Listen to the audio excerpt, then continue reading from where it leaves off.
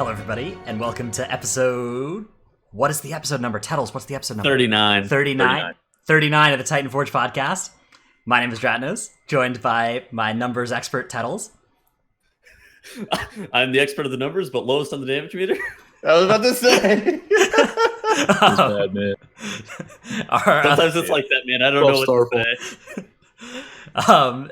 And this week, our special guest is AutomaticJak. Welcome to our show once again. Thank you for having me on again.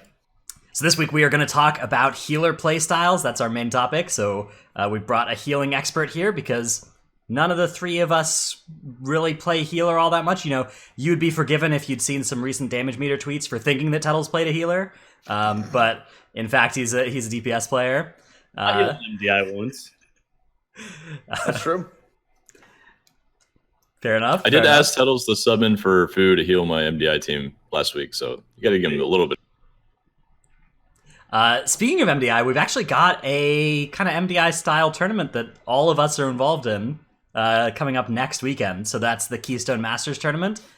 We'll talk a little bit more about that kind of as part of the show, but one thing that's going to do is affect our schedule because next week we are going to be busy doing that at this time. So we are going to do a pre-recording thing of some kind. We're not entirely sure what the day or time is going to be on that, but we'll either record early and stream it, or we'll just record early and release it straight to iTunes and YouTube and everything. So stay tuned for our Twitter. We'll make more announcements on what exactly we're going to do about that. We are going to have a show of some kind, though, coming out next week. It just, is not going to be live at this time because you should tune into twitch.tv/Keystone Masters at that time, where you'll be able to see myself and Trell gaming and Tettles and Jack casting. Yeah. Hell yeah. It's gonna be really exciting. We'll talk a little bit more about that later, very soon actually. But first, we've got some powerful patrons to thank over at patreon.com/Titanforge, making the show possible.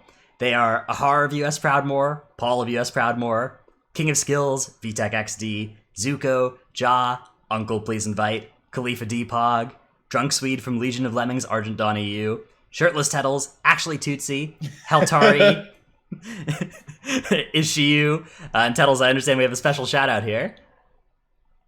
Yeah, shout out to Schnooty. Big shout out to birthday, Schnooty. Happy birthday. Sorry that Happy birthday, Schnooty. Sorry, it was a week late or whatever. I'm sorry. I'm so sorry. Blue of Emerald Dream, Chromed, Seraphicus, Trekkie, the Marsh Hare, Regulus, Never Nude, Grizzjam, Chewy, and Always Trell Prepared. So that's I guess always well prepared is what some kind of name. Yeah. You can always be prepared, but are you always Trell prepared? These are the mysteries. All right, let's move on then to our show. So we're going to talk first about just MDI and Keystone Masters in general. As you may remember, we already talked a little bit about MDI announcement, but there is the official announcement of all that out. Signups are now active is kind of a big thing to note. Trell, are you planning to game in this MDI? Yeah, my team that's doing Keystone Masters next weekend is going early to prepare for MDI by doing this tournament. So we're excited to build more strength as a team and synergy and get in there. All right, so yeah, there's a Battlefy link. If you guys are interested in getting on Tournament Realm, playing in the MDI, you can even sign up as a free agent for this thing. So I'll put it in chat. We'll put it in the show notes or as well. So if you're listening to this or watching it later, that you can sign up for this tournament. One cool thing this time around as well is that we've got EU and NA on different regions, right? Not going to play directly against each other until the finals, until the end of the season. Yeah. How do you feel about? Okay, so it's NA and OCE, and then EU, Korea, China, and Taiwan, I believe is the distinction. How do you guys feel about that? I feel like the Chinese and Taiwanese region is going to be really competitive with some of the European teams. And then it looked like Ethical had a decent MDI team with Arrow. It was basically like there was a couple of free Marcy guys in there, and they were putting up some okay times for Keystone Masters, but they just didn't post all three. So maybe OC has some good stuff too. I was surprised they didn't fill out all three. I was looking for that team. I talked to Arrow a bit, and he was just like, we're lazy. We just don't want to do all three, but we were just getting a little bit of practice. Gotcha. Dude, they put up an 11-minute time in Natal, and I was like, ooh, that's kind of hot. Jack, what do you think about this region split this way? I think the region split's great. I mean, we'd seen like the highs of like China was like really good, but then they had also like the lowest of lows. So being able to, get the cream of the crop really, and then also kind of spreading out NA a lot as well. Because I'm sure that a lot of teams on NA were just kind of turned off when NA and EU were like merged together. And they were like, well, we're not going to have a chance, or we don't want to start from like 6th, 7th, or 8th seed, go immediately into facing up against Method EU and then get knocked out. Yeah.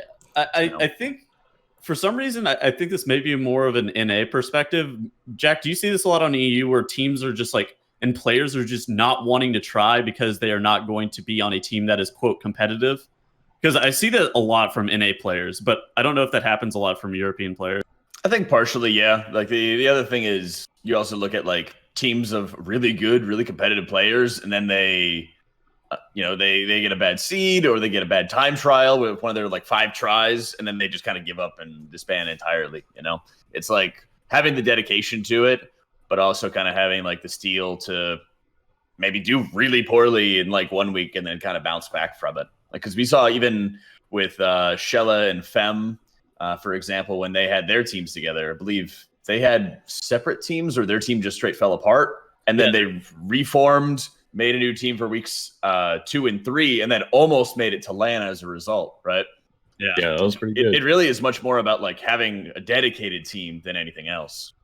Yeah, like there's definitely a skill requirement. If you want to beat Method EU or Method NA eventually, that you need to be good, but you can't be scared of like having some embarrassing times or like, especially if you're a new team, right? You've got to you've got to just practice and keep going at it, I think. So there's definitely 100%. some space in North America now for some teams to do that didn't exist before. Like the space to make it to cups, if you are, it like has opened widely if you're a North American team compared to last MDI. It also just gives room for people to gain experience, to be able to push forward and to become more dedicated. I think part of the problem is that the groups are spread so thin because like East region was a bit of a meme and West region was incredibly competitive, to the point where it was like a lot of Western region teams could benefit from the experience of just doing this LAN, or not doing the LAN, but like doing some of the live cups, but they just ended up not having the opportunity because they were the 12th best team or something. Yeah, that happened to my team. We were like 12th or 19th, then 12th, then 10th for the 3 MDI time trials, and it's like, our keys were all in time; they were completed, so they were better than the 8th seed for East region. But you gotta slide that in there. Thank you, Fatness. I think because of that, like the separation of the divisions is going to be good. Like they should be a little bit closer in skill level, although I think West will still be less competitive than, or it'll be flip-flop. West will now be less competitive than East because of EU being on East, but it shouldn't be quite as big of a disparity. How likely is it that NA/OCE region will be a meme now? Is a question that we just got in chat. I mean, I think I think like whenever they show up, good teams. Yeah, wherever they show up, they're excellent, top tier, and everything, right? It's just whether or not they choose to play, And it's like that ethical team with Arrow and stuff. It's like if they try, they can like put up some really good times, and they can be good. It's like Free Marcy and Gulch and Free Pumps were also all really good in the second MDI. It's whether or not they're trying, which is it's going to be rough because of the time zones that I think the broadcast is going to be in too, especially when they have to wake up, right? Yeah, Oceanic times it's like 6 a.m. or something, I think, for them. So that's it is a global tournament. I think someone has to get screwed by time zones. Oh, no matter of what, course.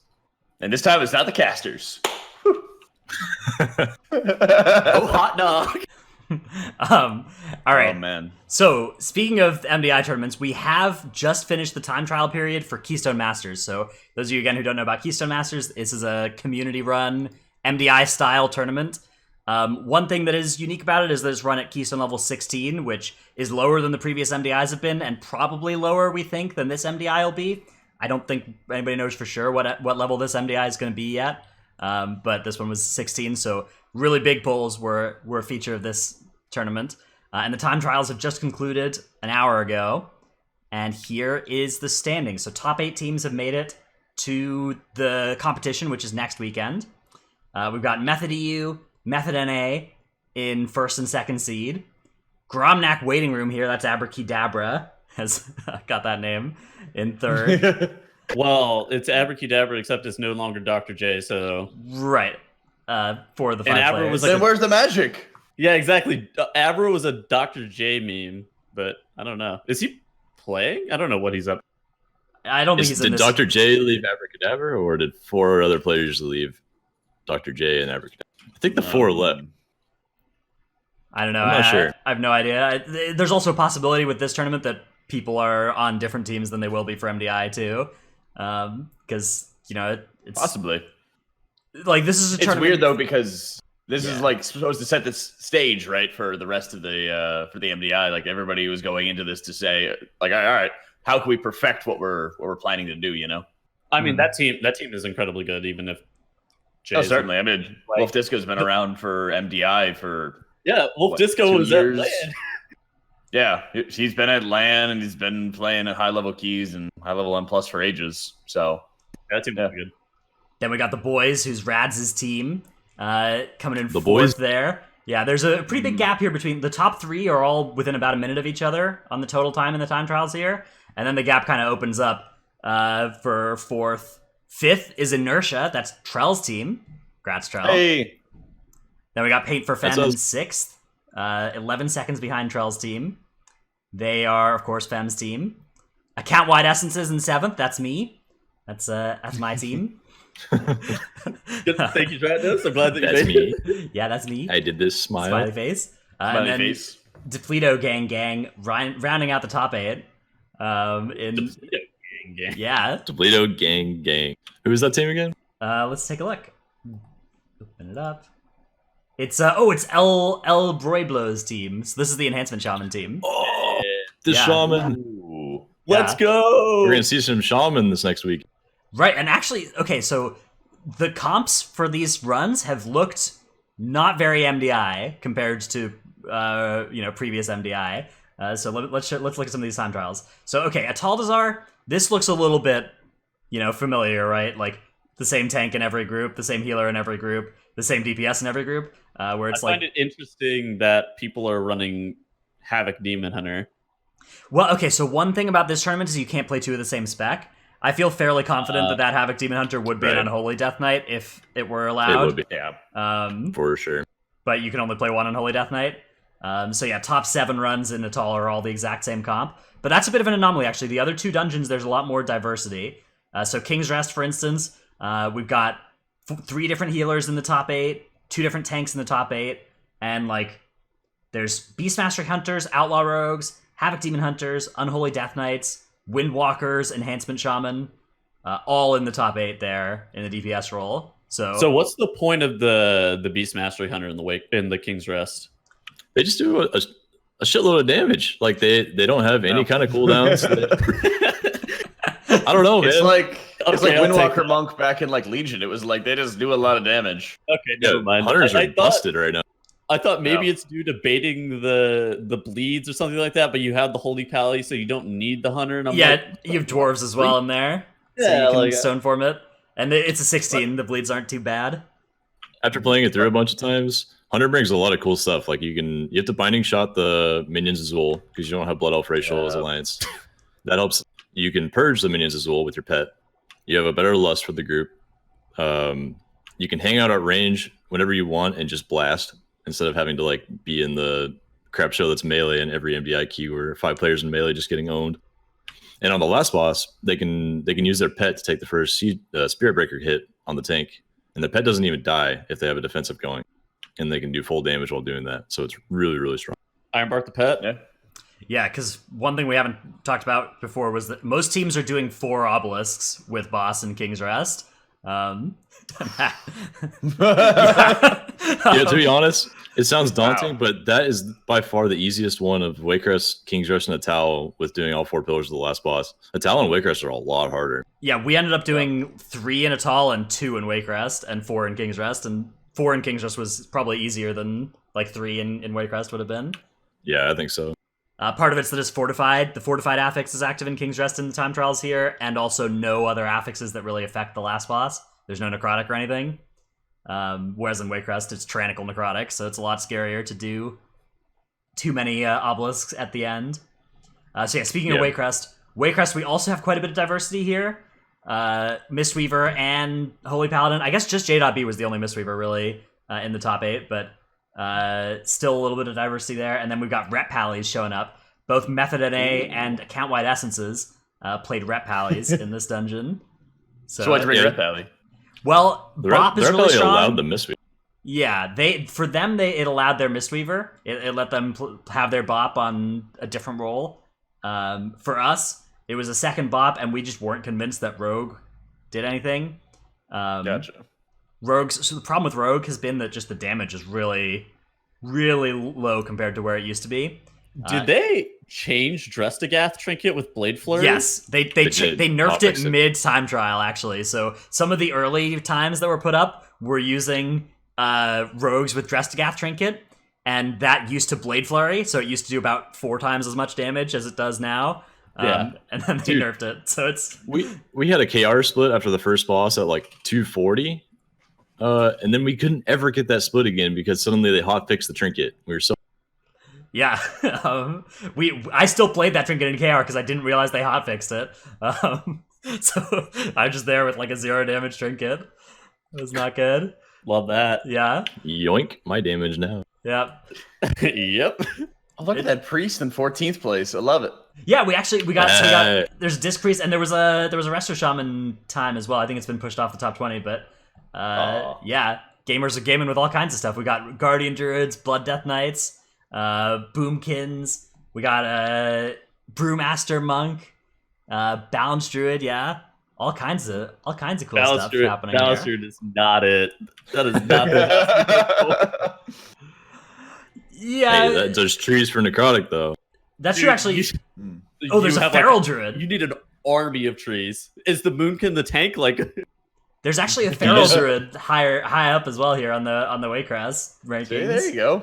Yeah, very cool. So all in all, you know, there's a lot of different specs that we're seeing in the bottom. It's kind of normal to see below the top 8 to see some of the weirder specs, but even in the top 8, there's quite a bit of diversity for this tournament, and I kind of expect that to continue a little bit going into the MDI.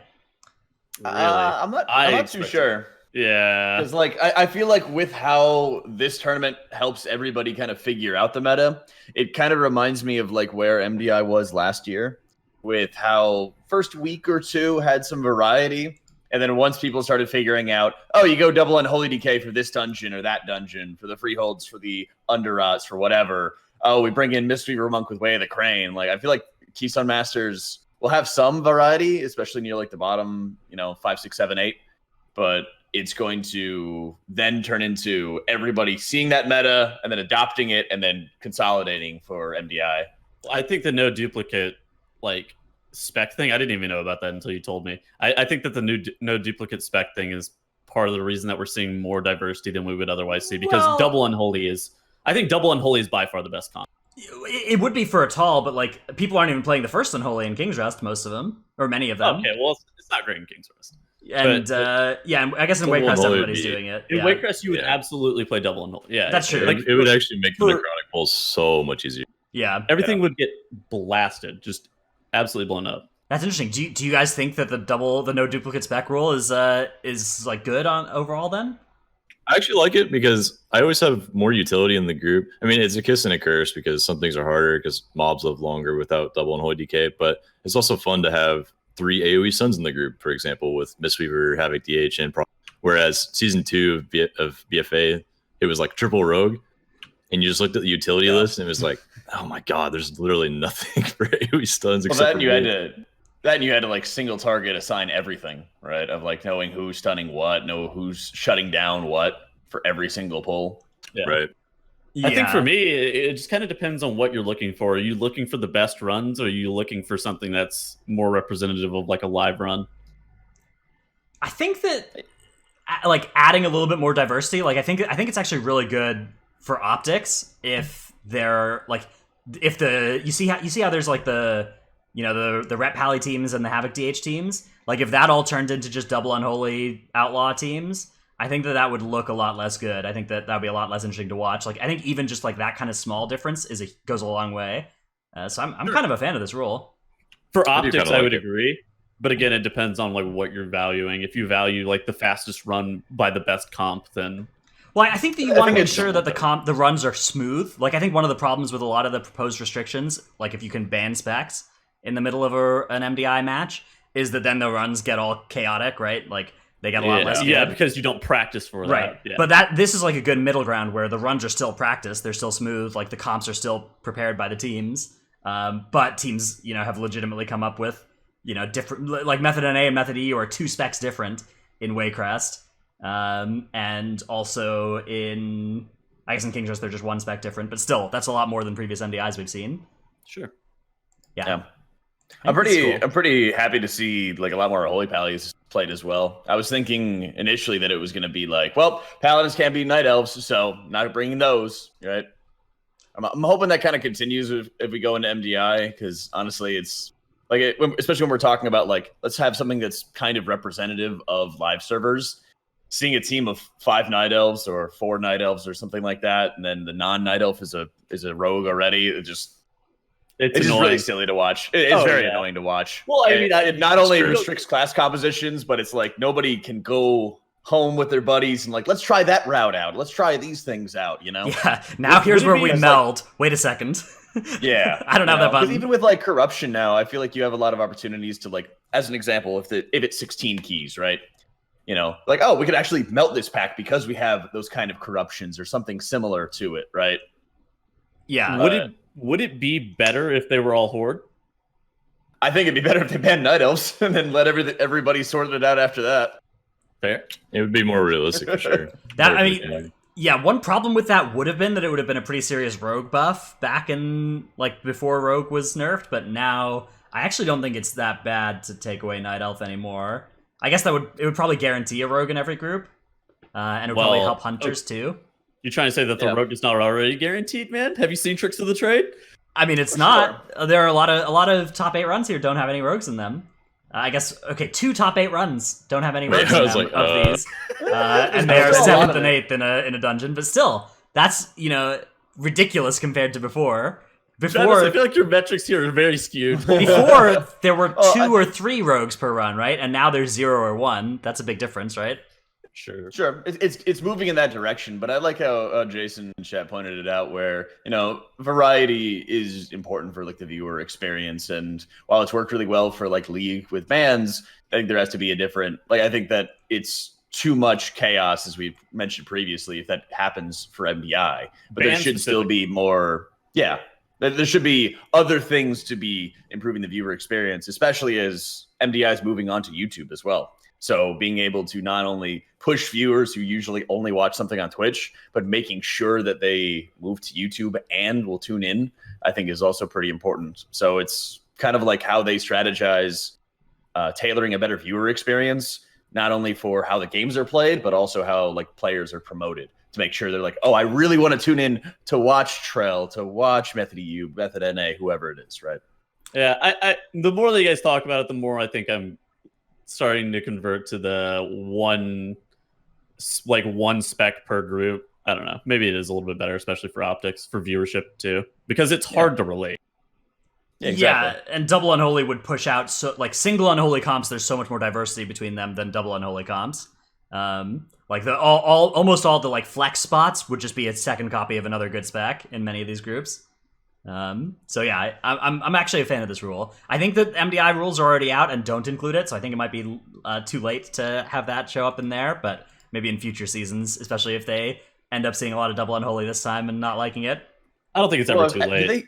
Do they? Yeah, I was going to say, I don't think they've even released the key level for MDI, if I'm not mistaken. Not yet, no. So, I mean, maybe it's not too late. Yeah. I mean, player perspective, Trell, I mean, the tournament hasn't even started yet. Officially for MDI, there's no time trials yet or anything like that. I don't think it's the end of the world. It can't get swapped. The moment time trials start and that rule is not included, then it would probably be too late. Yeah, I agree. It'd have to be before time trials. Maybe it's It'd be time cool if they for, did that. for us to bust out the old Twitters and at some Warcraft devs. At Warcraft. Warcraft does not the people. Okay, anyways. Hey, we have a good track record with Warcraft. Yeah. So Track record. you see all the people tweeting Warcraft devs. So I mean, I feel like they actually do read a lot of them, though. They do. Yeah. All right. Let's move on to the next thing that we're going to talk about, which is we've got some changes, some balance changes. One is a set of Nyalotha balance changes. Oops. I've just scuffed my... okay. Nice tusks. Okay, I fixed it. Whoopsie. Okay. We've got some balance changes that have come out for Nyalotha. They are Skitra buffs. That is kind of good, I guess. That's a good way of describing those changes to Skitra, yeah. Yeah.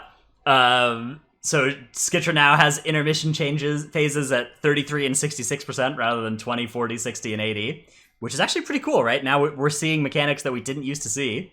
And it's also a much less, silly fight. So I think this is a great change. I mean, okay, so this is supposed to be a nerf because you're getting less intermission phases, so you should be getting less of the healing debuff, like the damage dot or whatever. But now you actually have to deal with the wall. So it's a buff. That's why I called it a buff. I think it is fair to call it a buff, yeah. I think that like, it's harder now. It seemed more fun when I did it this last week, but it was a little bit harder. Definitely more fun. Okay, then in addition to that, we have Raden big nerf to mythic difficulty here.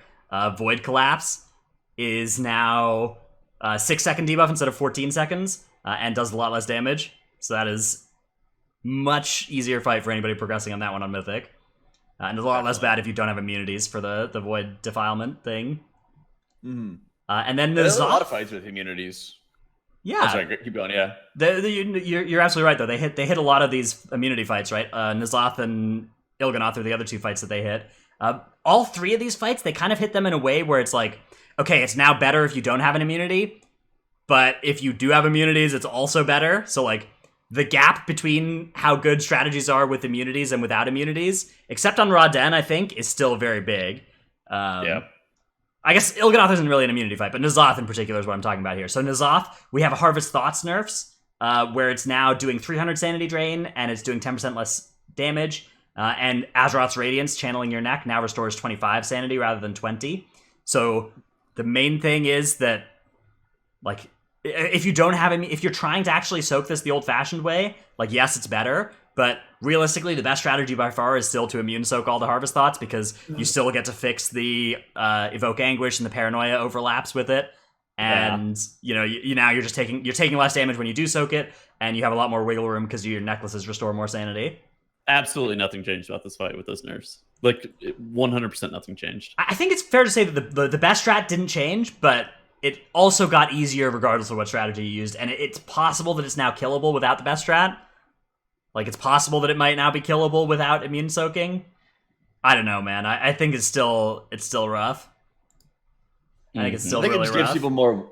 I think people would just get more wiggle room to, like, make mistakes in the first phase and things like that, because you're just gonna have some extra necks at your disposal, right? Even if you're using like you're less punished, but like if you have immunity soaks, you'll still want to use immunity soaks no matter what. Oh, absolutely. So much damage, and the timing of like when the Thought Harvester's damage goes out onto the entirety of the raid. So you're going to use it anyway. It's probably more likely they just want to make it more forgiving. So it's not like, oh, well, we can only use one neck on our first burn or something like that, or a second burn. So because that guy played so poorly with Paranoia and ran over everybody, we have to reset or something. You have a little bit more to work with. Well, I don't think the problem is sanity. I don't in general think the sanity is your limiting factor in terms of your resource. I'm pretty sure it's survivability. I think being able to soak that second Thought Harvester, like while the Evoke is coming out, or the Thought Harvester cast with the Paranoia at the same time, you're just like, all right, I'm going to take entirely too much damage here. Yeah, well, that's what I mean. It's like you still want to use the immunity on that. The only benefit is really you just have extra necks to work with when you're progressing. That's all. Yeah, it's like there is some sanity difficulty in the fight, but I agree that most of the problem is just damage, and Harvest Thoughts damage being reduced by 10% is nowhere near enough to make it livable alongside Paranoia or Evoke Anguish casts.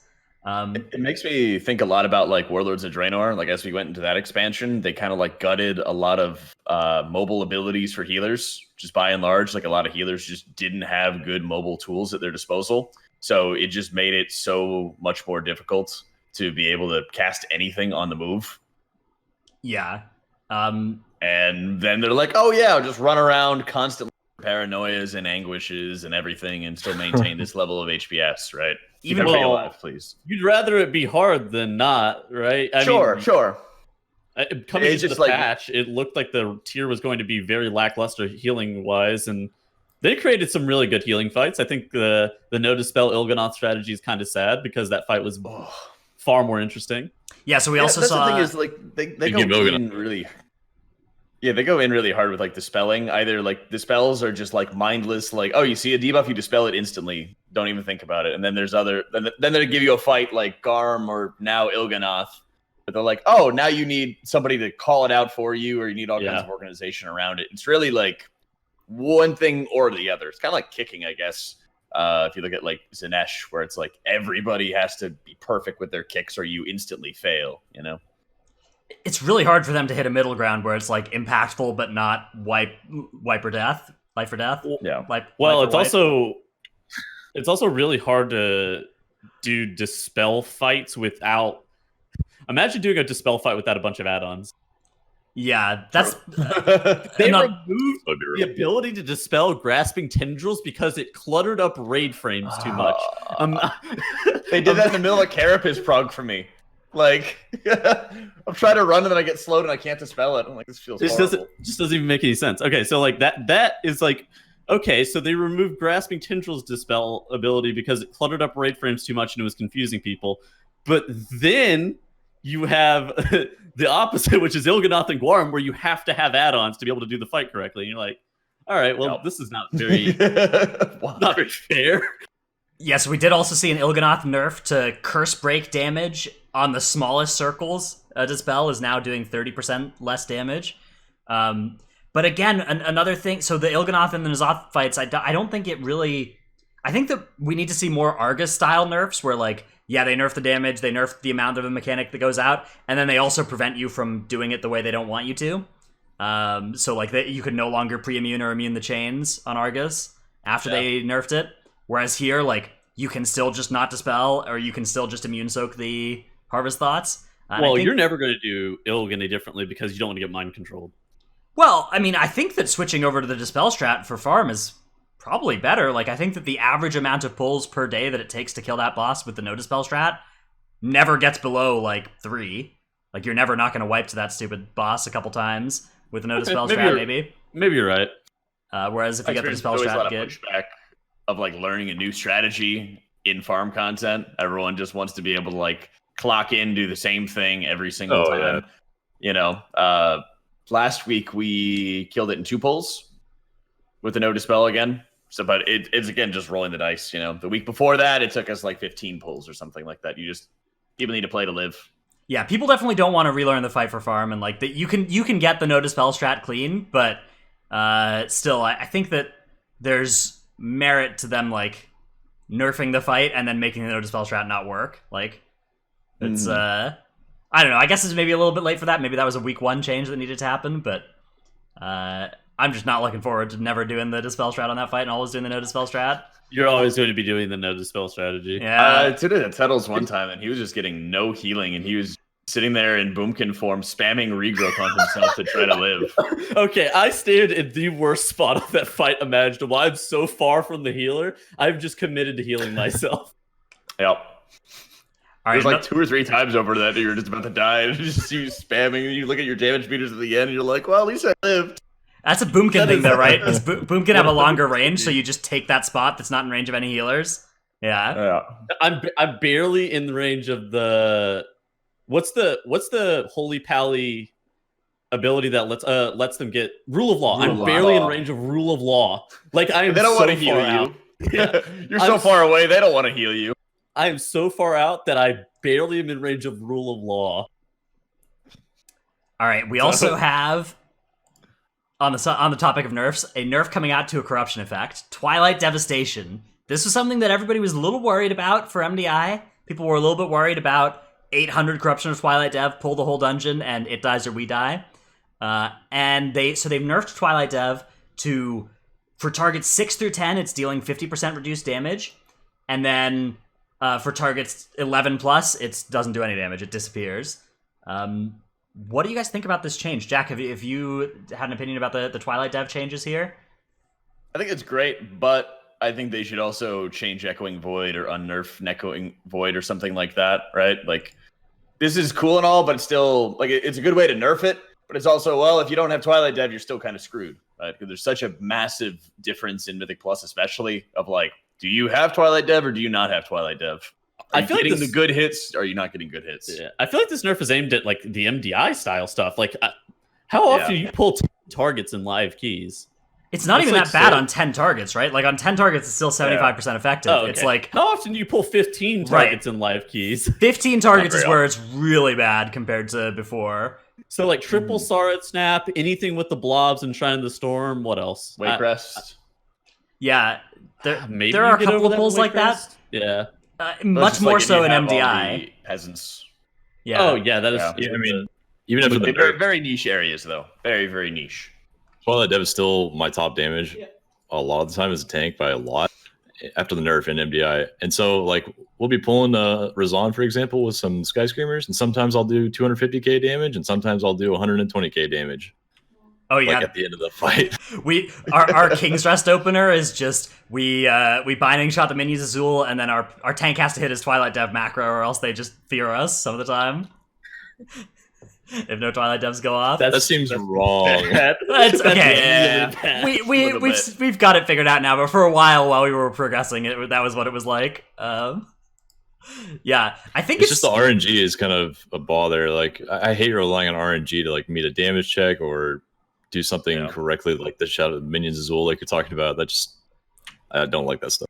I think it is still it is still going to be played by tanks, right? But probably not by too much other than tanks in MDI now. No, I don't think so. Other than tanks, pulls are too big for non-tanks. Well, like Demon Hunters and Rogues are going to play Slap because the Rod-In trinket, or the Rod-In weapon, for those who don't know, because that is by far the best damage per point of corruption. And then like the tentacle frontal thing. Yeah, that thing is OP. Really good. And then healers using Gushing Wound get a lot of free damage on bosses just by playing. Yeah, I've been actually doing that on live right now. Is like comparing these like 445 gloves I have with Twilight Dev versus running my like 475 gloves with like Gushing Wound, and then running like tier 3 Mind Flay on top of that. Oh, and honestly, the damage is like really close together. You obtain Gushing Wound scrolls and apply them to your gear. That is very skillful, Jack. Wow. Oh, I'm on live keys, okay? I got it. I'm talking about live. I very skillfully got it. Okay? Yeah. Yeah, the Gushing Wound Scroll is a really good item on live. You should try and find that. I would love to have scrolls for corruption on live. Cost mementos or something like that, and you have to choose between sockets and corruption pieces. Wow, Jack, that is a galaxy brain idea. Nobody's ever thought of it, I know, right? But if only there was several types of currency we could spend on corrupt that we already have. Don't worry, 8.3.5 will fix it. Well, that's kind of weird if you think about it. Starfall buff? Yeah, 8.3.5 is where Starfall buff is too. 8.3.5 is like it's February 30th. Yeah, it's the day that never comes. They should have just announced that. Yeah. Let us move on, indeed. All right. So again, our main topic this week is going to be, we're going to compare healer playstyles in both Mythic Plus and Raid. Maybe a little bit more of a Mythic Plus focus given our kind of background and what we've been mostly talking about recently, but we'll cover Raid a little bit too. And of course, Jack is our expert for that. But first, we have our Tip of the Week segment. My Tip of the Week is that in Horrific Visions, there are these odd crystals that you may have seen scattered about throughout the run. I think it only shows up after you full cleared once, is when odd crystals will start showing up in your runs. Because I didn't see it on some fresh characters as I was doing some Horrific Visions. Yeah. But once you've done a full clear, you'll start seeing odd crystals. There are 2 per zone, and Squishy, our friend, has made a post for Wowhead with the exact possible locations of where they can spawn in each zone. So check those posts out on Wowhead. It's really useful. You know, you can just go and swing by those places if you have extra time in your run and pick up the odd crystals. Once you have the odd crystals, at the end of the run, you have to turn them into an ethereal near the boss. And you'll get more mementos per crystal the more crystals you find. So if you can find all 10, you'll get 42 mementos per crystal. But if you can only find one, you only get like 20 mementos for it. So it's kind of worth either doing a lot or not really bothering. And I wouldn't worry about finding them on like if you're going to be tight on time in your run. So if you're doing like 5 masks for the first time, just don't bother with them at all. They're pretty low efficiency. The amount of mementos you get for them doesn't scale with the amount of masks you're using, so it's really not that efficient in a high mask run. But if you're on a character where you're like, hey, you know what, I want to take it easy, I'm just going to do like 0 masks on this run, or 2 masks or whatever, and you could do more, this is a good way to get your memento income to still be good for that vessel use. So kind of is a little catch up there. So that's my tip. There's different locations in Orgrimmar and Stormwind, and Wowhead now has articles for both of them, so... yeah, it's a star. Just put them in chat, and maybe I'll put them in the notes as well. Trell, what is your tip of the week? My tip of the week is since this week's sanguine or quaking rather, my brain's fried. There's certain situations where the group's going to be stacked heavily, and with the new quaking change, it really punishes you because you take extra damage once you have 3 or more players stacked for quaking than in previous seasons. So let's say you're on the boss and workshop, the dog boss Cujo, and you're behind the crate as a group and quaking comes out. The natural instinct is for the group to spread into like 5 different places, but there's really not room for 5 different places. So you want to go in groups of 2 instead. That way everyone only takes like 40% health before damage reduction, and they don't have a chance of like body slamming someone in the middle of the group with 4 quakings. That happens a lot, I see, in groups. Not used to this new change yet. Yeah, because right now, if you take all 4 of your friends' quakes, you're just dead. You're gone, right? Yeah. It's kind of cool. I like this change, but you're right. The like stacking exactly in the middle of somebody. That's kind of true for actually a lot of different boss mechanics as well. Like you'll see people who don't have that instinct kind of trolling on Il'gynoth as well, where their circles are growing and they're like 50% of a full circle radius away from somebody else, when it would just be much better for them to be right on top of each other. So yeah, there's kind of a, like, if you're going to hit somebody anyways, you should just conserve space and stand right on top of them with both quaking and Il'gynoth circles. All right, Tettles, you're up next in tip of the week, but of course you've hijacked it and turned it into clip of the week, so let's watch this clip. This is a doozy. I hijacked it months ago, bro. This clip is a doozy. Here, I'll put it in chat as well, so anybody who wants to save it for posterity can see it. But God, this is so good. So let's take a watch. Oh God! Wait, we're all dead. Oh my! Did we get mass rooted? Yes. I'm sorry. What just happened? Here, let's do that again. Oh God! Wait, we're all dead. That is just the most classic Tettles thing I've ever seen. So he gets mind controlled by the witch, and then he mass roots the entire team in a quake, and they all die. Dude, I literally just have the worst luck possible. I don't even understand how it happens sometimes. That's nuts. That is called the Tettles effect. That's a name coined by Versify, who's actually in that group, which is where just Tettles gets invited to your key, and then all of a sudden it's kind of like the Final Destination, where just, fate conspires to kill your group. Dude, it's like random shit that happens sometimes too. Like, how does that even happen? That's crazy. I didn't even know that was your clip of the week when I wrote my tip. I'm glad we talked about Quake Stack.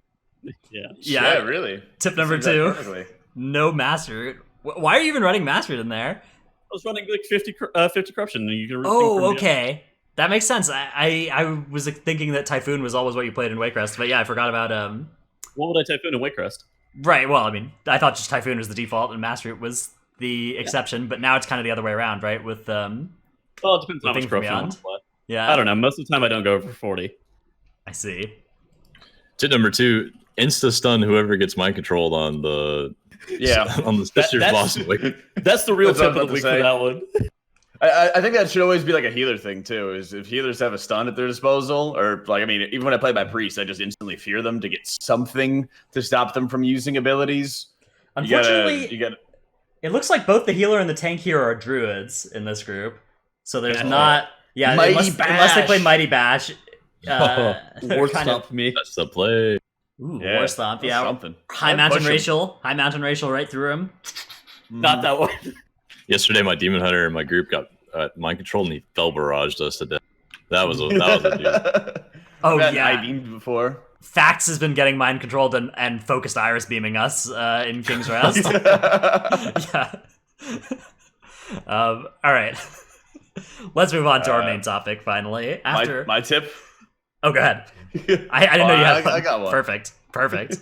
Oh, I mean, if everyone's gonna be stomping on each other and taking all kinds of damage, healer-wise, make sure that you're being able to top your mana off very quickly. If you get any like the sugar-crusted fish feasts, make sure you get biltong, which is the versatility food. Start up the biltong food buff first, and then whenever you drop your fish feast, you can drink water from the innkeeper and the fish feast at the same time to top off your mana pool, and you still keep your versatility food buff. Oh, is that the only one that you? Okay, so Yeah, it overrides other food buffs, right? because Exactly. it's like, oh, 45 verse is different from 93 haste, so we'll replace that. But 43 verse is worse than 93 verse, so it doesn't replace that. That's okay. Holy shit! I've never You known know that. that, Tunnels? So No, I just thought knew a that lot it of people overrode. knew it, but people It's a ask me good a lot. tip. I knew it overrode my haste. I didn't know like why. yeah, So so that makes sense. that's Okay. why verse food is better than every other food if you're planning to sugar crusted fish feast as a healer. And yeah, it's really cool that you can eat and drink at the same time. Like you can eat a fish feast and drink at the same time. That's a little way to speed up.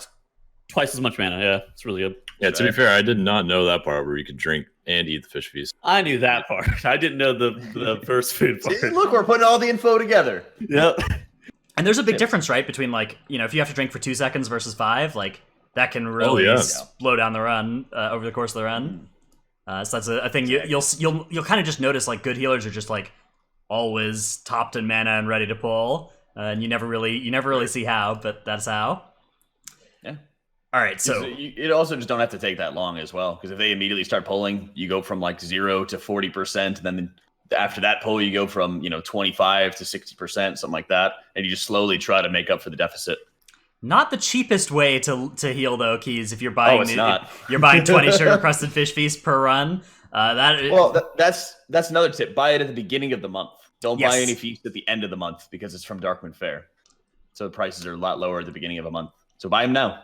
big tip. Jack yeah. with the knowledge bomb right there. Yeah. Yeah, and if you want to make some WoW gold, just buy them at the start of months and sell them midway through a month or end of month.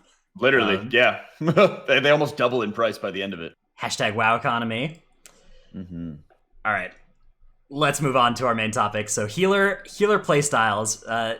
This is kind of a follow-up to our episode from 2 weeks ago, which was about tank playstyles, and we'll probably bring this forward into DPS playstyles. I'm not sure how many episodes we'll split that into, because of course there are 4 times as many DPS specs as there are healer or tank specs. But we'll see what we decide to do on that one. Let's get started though talking about the different healer specs, and we're gonna start with Priest here, which is kind of an AutomaticJak special. So we'll start with Disc Priest, and I don't know, Jack, what's the kind of top line takeaway for how Disc Priest plays? Raid wise, it's all about perfecting just ramp up moments, finding areas where there's predictable damage going out and building and preparing your atonements in order to heal it up. There's been like really good variety this season in particular for raiding, whether you want to run like Ever Rising Tide, which was really popular last season. Just being able to overcharge your mana, you stop your mana regen, and then every cast that costs mana gives you a stack that increases your healing for a couple seconds. So you'd basically just use that in the middle of building up your atonements, applying to them the raid, and then you use that healing buff to deal damage. So you start dealing damage, and then the healing buff cranks even harder over the course of your DPS burn. You're also seeing World Vein start getting a lot of use because of how much it was buffed and how it buffs Mindbender's damage. Don't say you guys aren't all thinking that. It's like World Vein gives you tons of primary stat. Your primary stat buffs your Mindbender damage, and then every 1 minute you would just burn super hard with those two together. And that's been really good, as well as like Lucid Major for just mana. Yeah, kind of the opposite of Ever Rising Tide Major, right? Like one is going to make your mana troubles more pronounced, and the other is going to help you out with them. Sure, and that's always like disc sensitivity to having extra external mana at their disposal, how they can turn extra mana into more throughput, things like that. Yeah, they've historically been a very good innervate target for that reason, right? They always are. Yeah, although yeah. there's competition for the innervate, different. Mistweavers. Yeah. The Mistweavers are coming. Yeah, let me go find some homeless Resto Druid and Mistweaver monks real quick to give them innervate. Resto Shaman and Holy Pally just don't use mana, man. So that's Disc and Raid has historically been very, very powerful. This tier is no exception. The damage reductions that they bring and the damage that they do as part of their healing rotation are just so valuable in that context. But what about in Mythic Plus? Jack, have you been playing Disc and Mythic Plus at all this season? Yeah, but quite a bit. I've been playing a lot of Mistweaver as of late, but this, of course, hasn't really changed too terribly much. It's a big difference between healing raids and healing Mythic Plus, because usually you're only having 1, maybe 2 targets, depending on the encounter in a raid environment. So usually you're just tunneling 1 target to do the majority of your atonement healing, and you're doing that with your Schism ability, which is like a 24-second cooldown, and the target takes 40% increased damage. So you just build up a bunch of atonements, you debuff the boss, and then you start slamming even harder damage over that period. But whenever you're in 5-mans, Schism has some potential, but it's not as strong because most of your atonement sources are coming from multi-dotting. It's coming from Purge the Wicked. You're having these 4 to 6 mob type of pulls. You dot up everything, and then you're allowing that extra damage to support you with healing the tank or support you with healing the group. But you have to actually muscle through and use a lot more direct healing than you would in like a raid environment. How do you feel? How do you feel like What's Disc up? Priest damage is in Mythic Plus? It is good, but it's too sensitive to like what the group's doing. So like you have the option between like Twist of Fate, which is a passive whenever somebody drops low, it procs a damage and healing buff, or you can run Schism, which is that single target burst of damage that you can get. And if you're able to get some pretty consistent Twist of Fate procs, it's really insane to run with that because you can easily top off the tank and easily start cranking up the damage of all of the dots that you have out at once. Problem Disc Priest is that... Oh, sorry. I was going to say Disc Priest is still limited on scaling it to AoE, right? Rather than Holy Pally's Consecrate damage? That part of it is active versus passive. So like Consecrate, you just press every, 10, 12 seconds or something like that, and it does all the damage for you. Whereas Disc Priest can use their Holy Nova. They can multi-dot everything, and then they can start spamming Holy Nova. And whenever you're at least like, 4 targets or something like that, I mean, there's no cap to its damage or anything, so it can crank out a lot. But again, it's kind of, do you have time to spend that activity moment or the ticket be globals or whatever to actually spam Holy Nova for damage? Sure. Right. And that's kind of the problem is like Paladins have it, Druids have it, where they have just really strong passive damage, and then they can then go into kitty form, or they can even, pop wings and use that for DPSing. They have really good passive damage, and then they can have the option to deal even more with their activity time on top of that.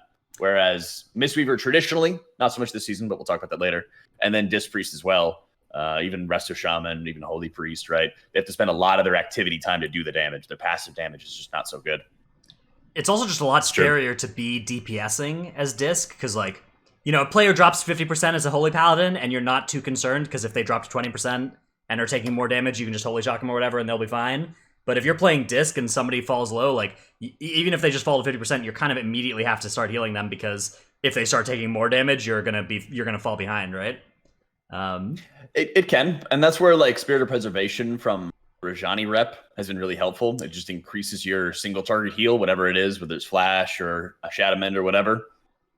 So that helps you a lot because now your single target healing is a lot stronger, and you're more easily able to crank them up very quickly.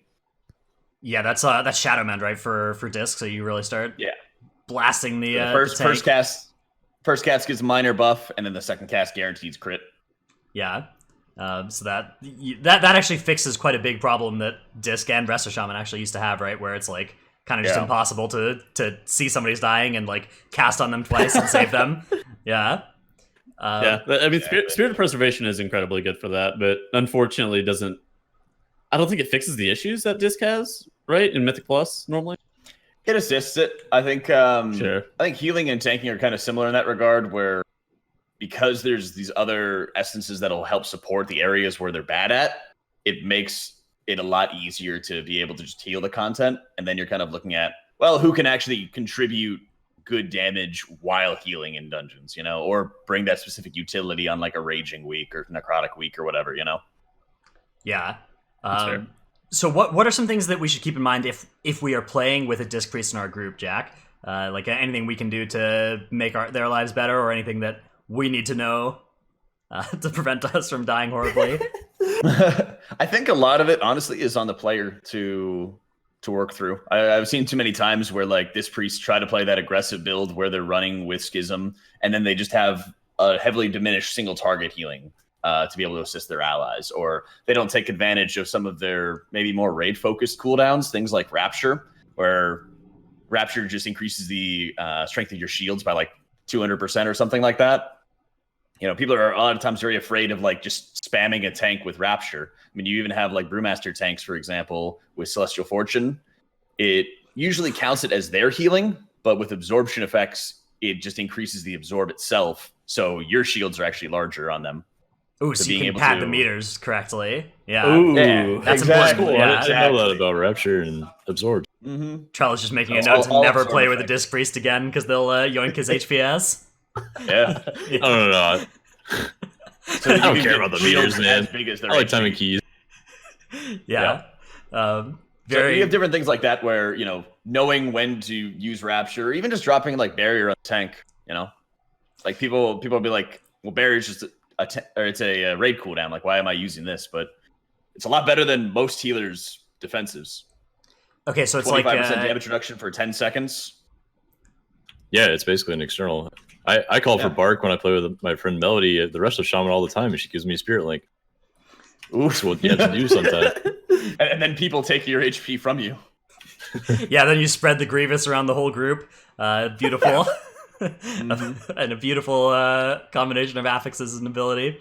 I think that that's a big part of the disc to Mythic Plus transition is not thinking about your cooldowns as like raid cooldowns that you have to save, right? It is just Exactly. It's all about just fire off the button. You're never gonna get a barrier as good as you get on N'Zoth, right? You're never gonna get a Rapture as good as a 20-person ramp Rapture. So if your mindset is still focused on not pressing those buttons until you get it that good, you're just gonna get no uses of those powerful abilities in the whole dungeon. Yeah, and exactly.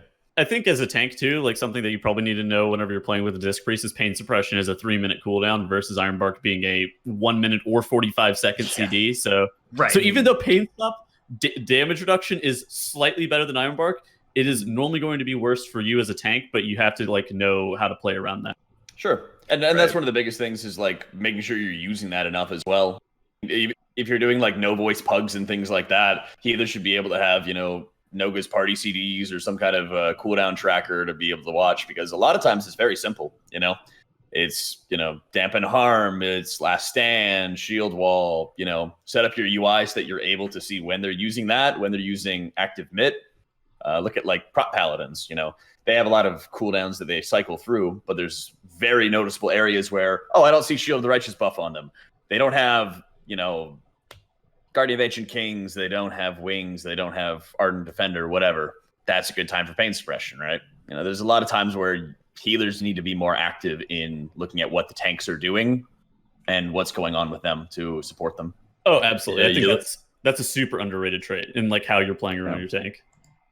You look at your prop pally and you see them start to backpedal and they have 1 second left on their Shield of the Righteous and you put the barrier on them. Yeah. Drop the dome. There's a lot of areas where like you can expect, like what to expect, where you're like, oh, okay, well, Warrior is going into and he has no rage. Let me just drop barrier at the very beginning because he's going to take extra damage because he doesn't have blocks, right? And from running with him before, I know that he doesn't instantly pop a CD here. So now I have a little bit of support to be able to help him. And then later on, he might end up kiting, Sure. Watching tanks, like every tank does this. They just start backpedaling whenever they're trying to drop necrotic before they like fully commit to dropping their necrotic stacks. Drop ring on them, and then they can keep on hitting like shockwaves or something in range while they're being ringed away, right? Yeah, that backpedal is a very common tank thing that I think that is also a good thing to not do if you can start getting away from it. But it's really hard it might not be right to do, but everybody does it. So it's just like I think honestly, the behaviors. I do it to show what's going to happen to my group. I don't think it's a bad thing most of the time. If you just barely move the pack a little bit, you're like, hey, I'm about to go this way. Everyone get ready, you know? Fair enough. It helps me out. I know what it's going to happen. So it's All right, just projecting. It's like a turn. Also, I was going to say, as the last thing, that's a really good healer quality. And as a tank player, that's like the first thing I know is like how well the healer understands the class I'm playing. And then I don't have to worry about like hardly anything with the healer. I just only communicate with them a small amount about externals, and that's it. I think it's kind of harder with Brewmaster, but you have to like really watch. You have to like watch the stoplights. Like, do you see like red turn to yellow, turn to green, or blue? You know, is that not happening? Is it red for a long time? Yeah, that's a good point. You guys don't have cooldowns. You got like one cooldown, and I'm like, well, shit. Dampen and fort. Yeah. Yeah, that's true. If you're not running bomb weave. Yeah. I don't know what the like. Do they still play Dampen, Charles? Yeah, you should always play Dampen until you're really comfortable in a group and you know that people are going to kick all the magic damage, and then you can play. But I would always tell players getting into keys or starting to push higher that just play Dampen until you know you don't. Yeah, you'll see a lot of bob and weave in like very top runs, but it's Okay. it's not. It is like a lot less effective against magic damage than Dampen is. Okay, That makes sense. It's just like a slight gain, and it's not worth it if you don't know for sure. In dungeons like Freehold, it's fairly free, but in a lot of the other ones, Freehold and Underrot, I'd say it's pretty free. Anyways, this is not a tank show. This is a healer show. My house now. I'll call the externals. Yeah, I'll call your shield block. Yeah. Well, let's close out the disc discussion with how does corruption work on disc? Is there anything worth specifically different worth noting for corruption effects on disc priests? This is kind of boring with corruptions. I'm not gonna lie. Okay. Like, obviously, in like an arrayed environment, you love to have more stat procs and things like that. I've seen people playing around with Ineffable. Just cooldown reduction generally is nice. Do you guys ever use but Hyperthread there's wrist no, traps? Is that good on Radiance? Like, Not really. not really. Okay. It's okay. It's a couple extra seconds or something like that you get to take advantage of, but overall, it's nothing huge. So there's no like super amazing synergies that you really end up having. Ideally, you just try to go for like Twilight Devs or Gushing Wounds or extra damage whenever you're going in 5-mans. All right, let's advance then to Holy Priest. Ooh. So this is the first thing I actually ever saw you play, Jack, back in Legion. I tuned into a stream Really? and I saw you playing Holy Priest. Yeah,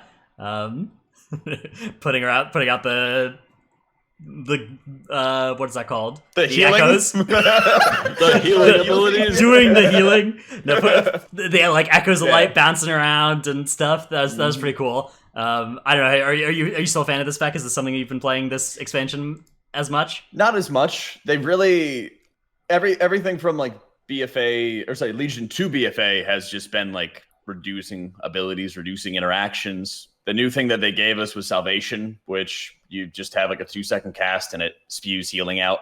There's nothing really that interesting at all.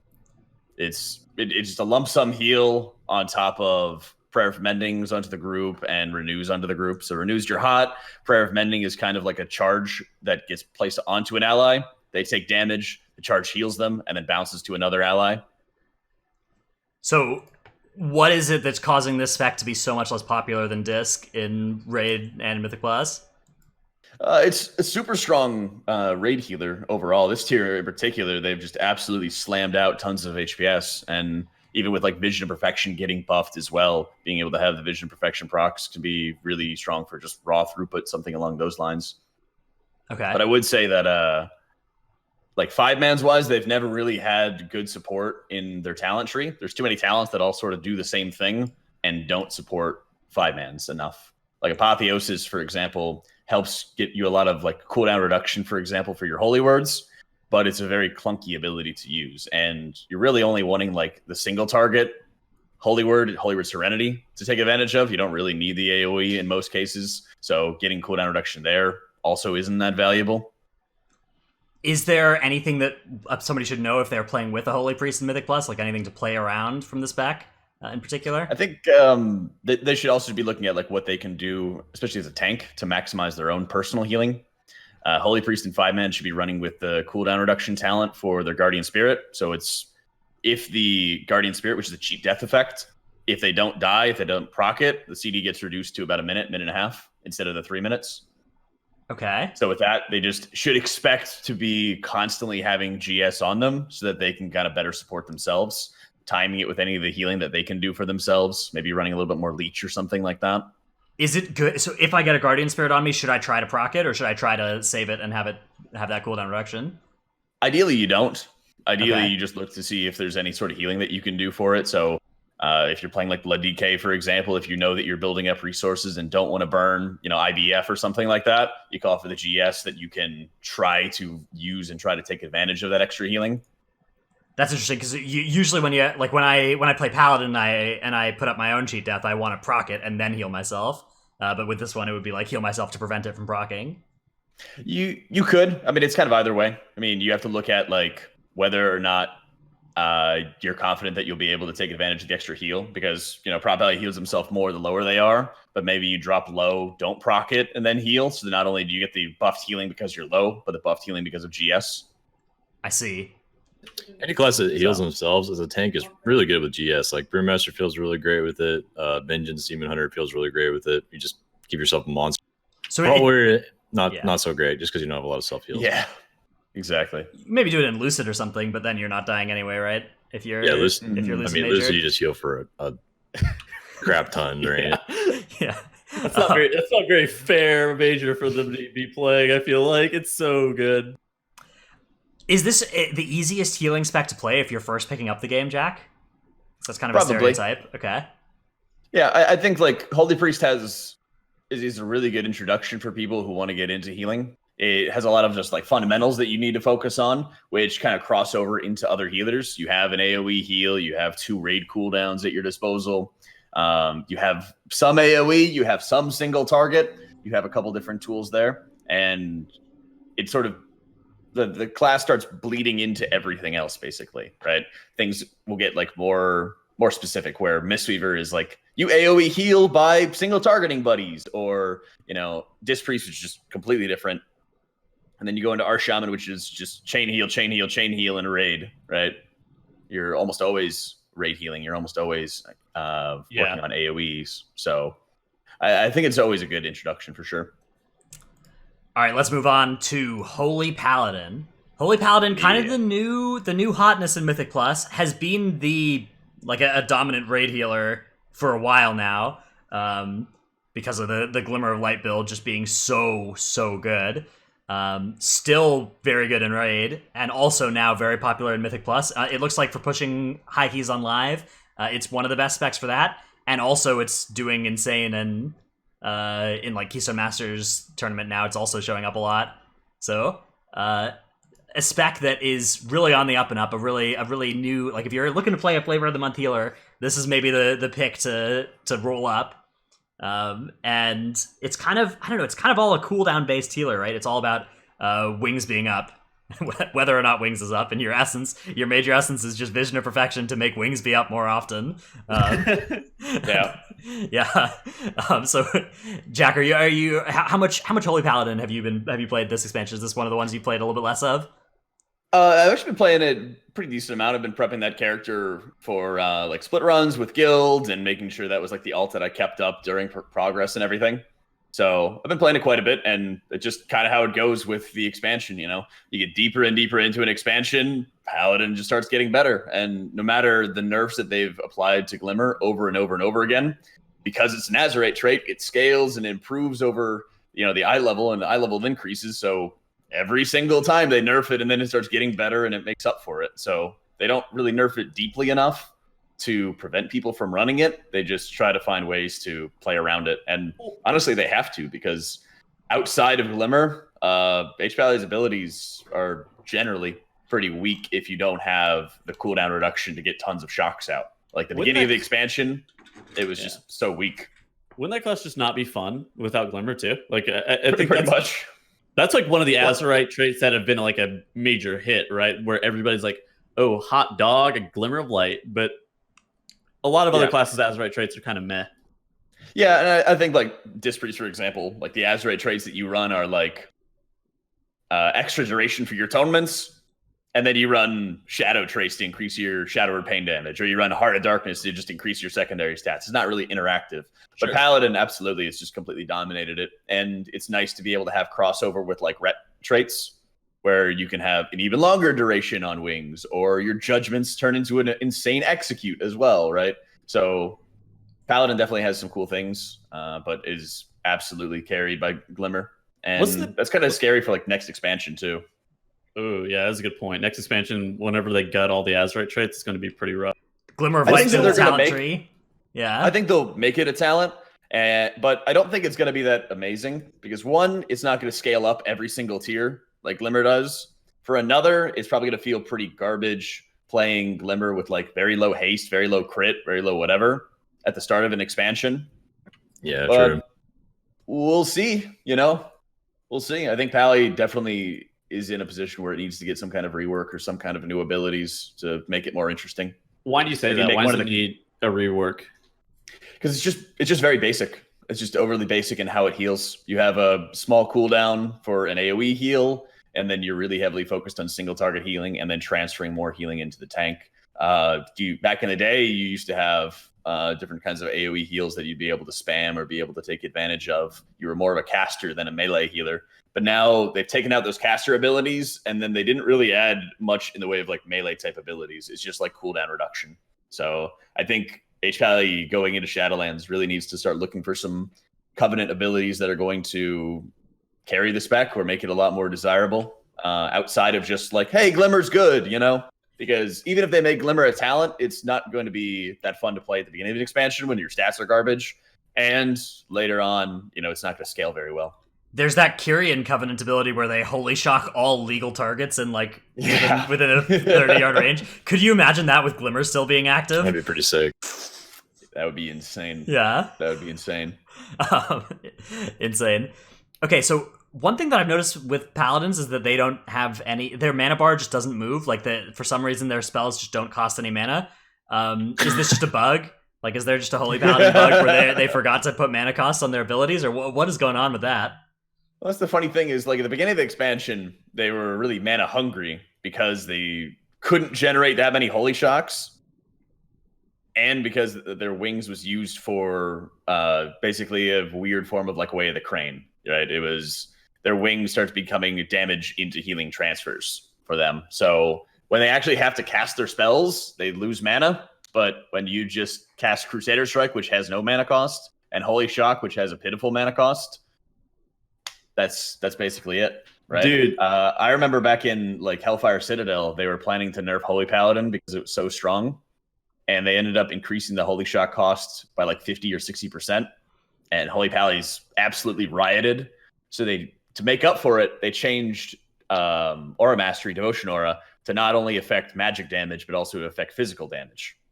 And then they changed Holy Shock back and didn't actually nerf it. So they just like ended up buffing it right before Hellfire Citadel. And then like Paladin continued to dominate.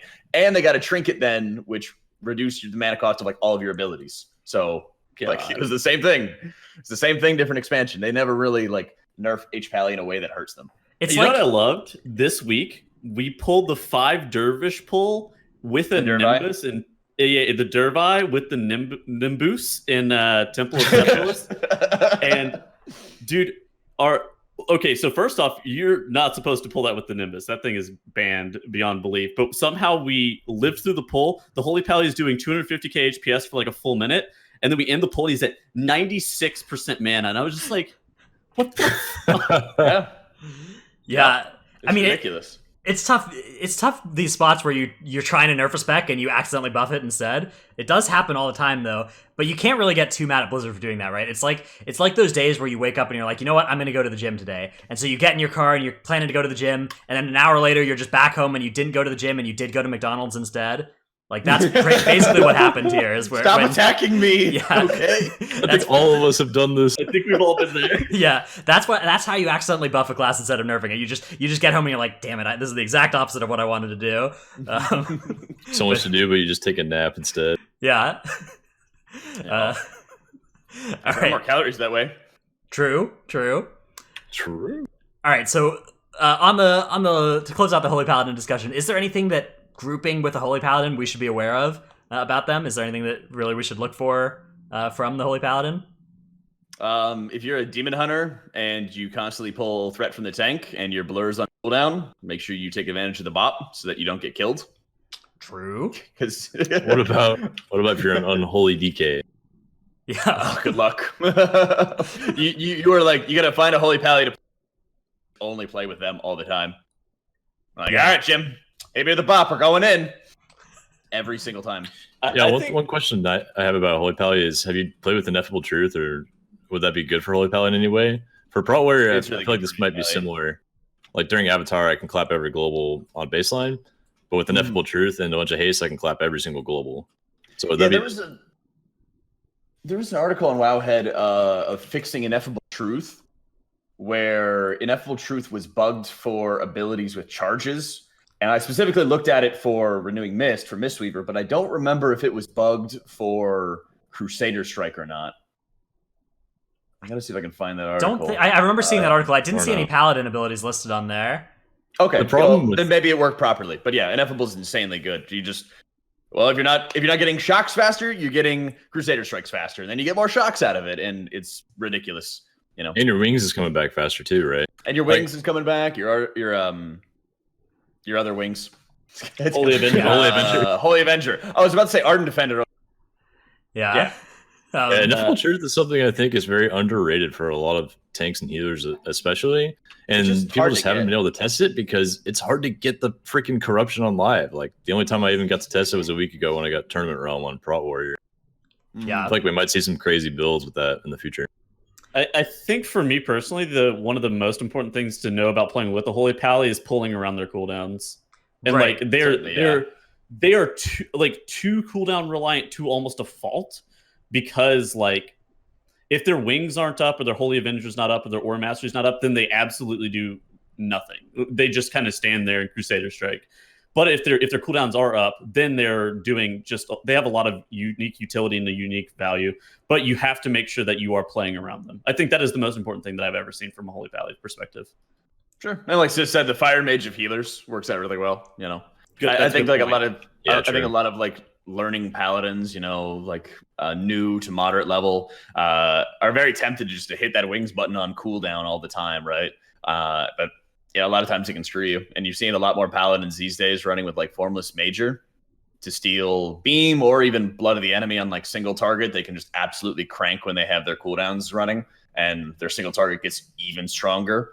And it's just about, part of it's knowing the timings. For example, it's like 45 seconds between Kragmaw tantrums. So knowing when they can start, like, what do they want to use on the pull? Or do they use a cooldown on the pull just to add damage? And then they have another cooldown for the first tantrum, and then they kind of switch back and forth, right? Yeah. How they want to be able to maximize those, when they want to use Holy Avenger and Wings together at the same time, whether they want to spread them out. It's a lot of like planning to it, and it's nice to be able to see for some classes like healers, because usually we don't have cooldowns that are healing and damage, but Pally is quite unique in that regard. Yeah, they're all Ret Pallies in disguise. They really want to play Pretty Ret, much. but for some reason they're forced onto Holy, and so they always pop wings for damage. That's the only thing you need to know about Holy Pally. And you get That's my one kill biggest every thing 10 about- minutes. Yeah, that's my biggest thing about Holy Pally rerollers or people that are learning the class. And a lot of them just like really want to do damage, and they stack all their cooldowns like Jack said on pull. But what the challenging thing about Paladin is you have to learn how to heal outside your cooldowns or plan them out in a good chain so that you can keep your group alive first and then deal a lot of damage. Sure. All right, let's move on to Mistweaver Monk. This is another another Jack special, and this is a spec that's on the up and up a little bit. You know, it's been not super popular throughout most of BFA. It hasn't really broken out too much in either M+ or Raid. But we are gearing up for a Mistweaver MDI, I think. I think that Mistweaver will probably be the dominant healer in this MDI. What about Mistweaver Mythic Plus healing is so good in MDI, Jack? Way of the Crane. Yeah. Yeah, So with 8-2, they give us Conflict and Strife, which gives us a PvP talent. And Way of the Crane is just a 1 minute cooldown that gives you 15 seconds of glory, where all your damage gets converted into healing for 3 targets. You start spinning, and every single action of the spin will be healing your nearby allies.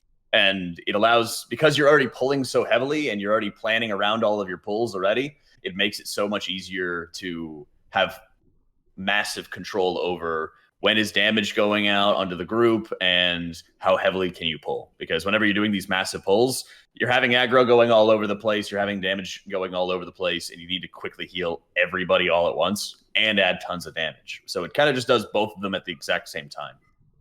Yeah, so in MDI, it's because the pulls are just so big, right? That, like, you're pulling 20 mobs, and Way of the Crane is just, it's literally lay on handsing everybody every second that you're spinning with it active.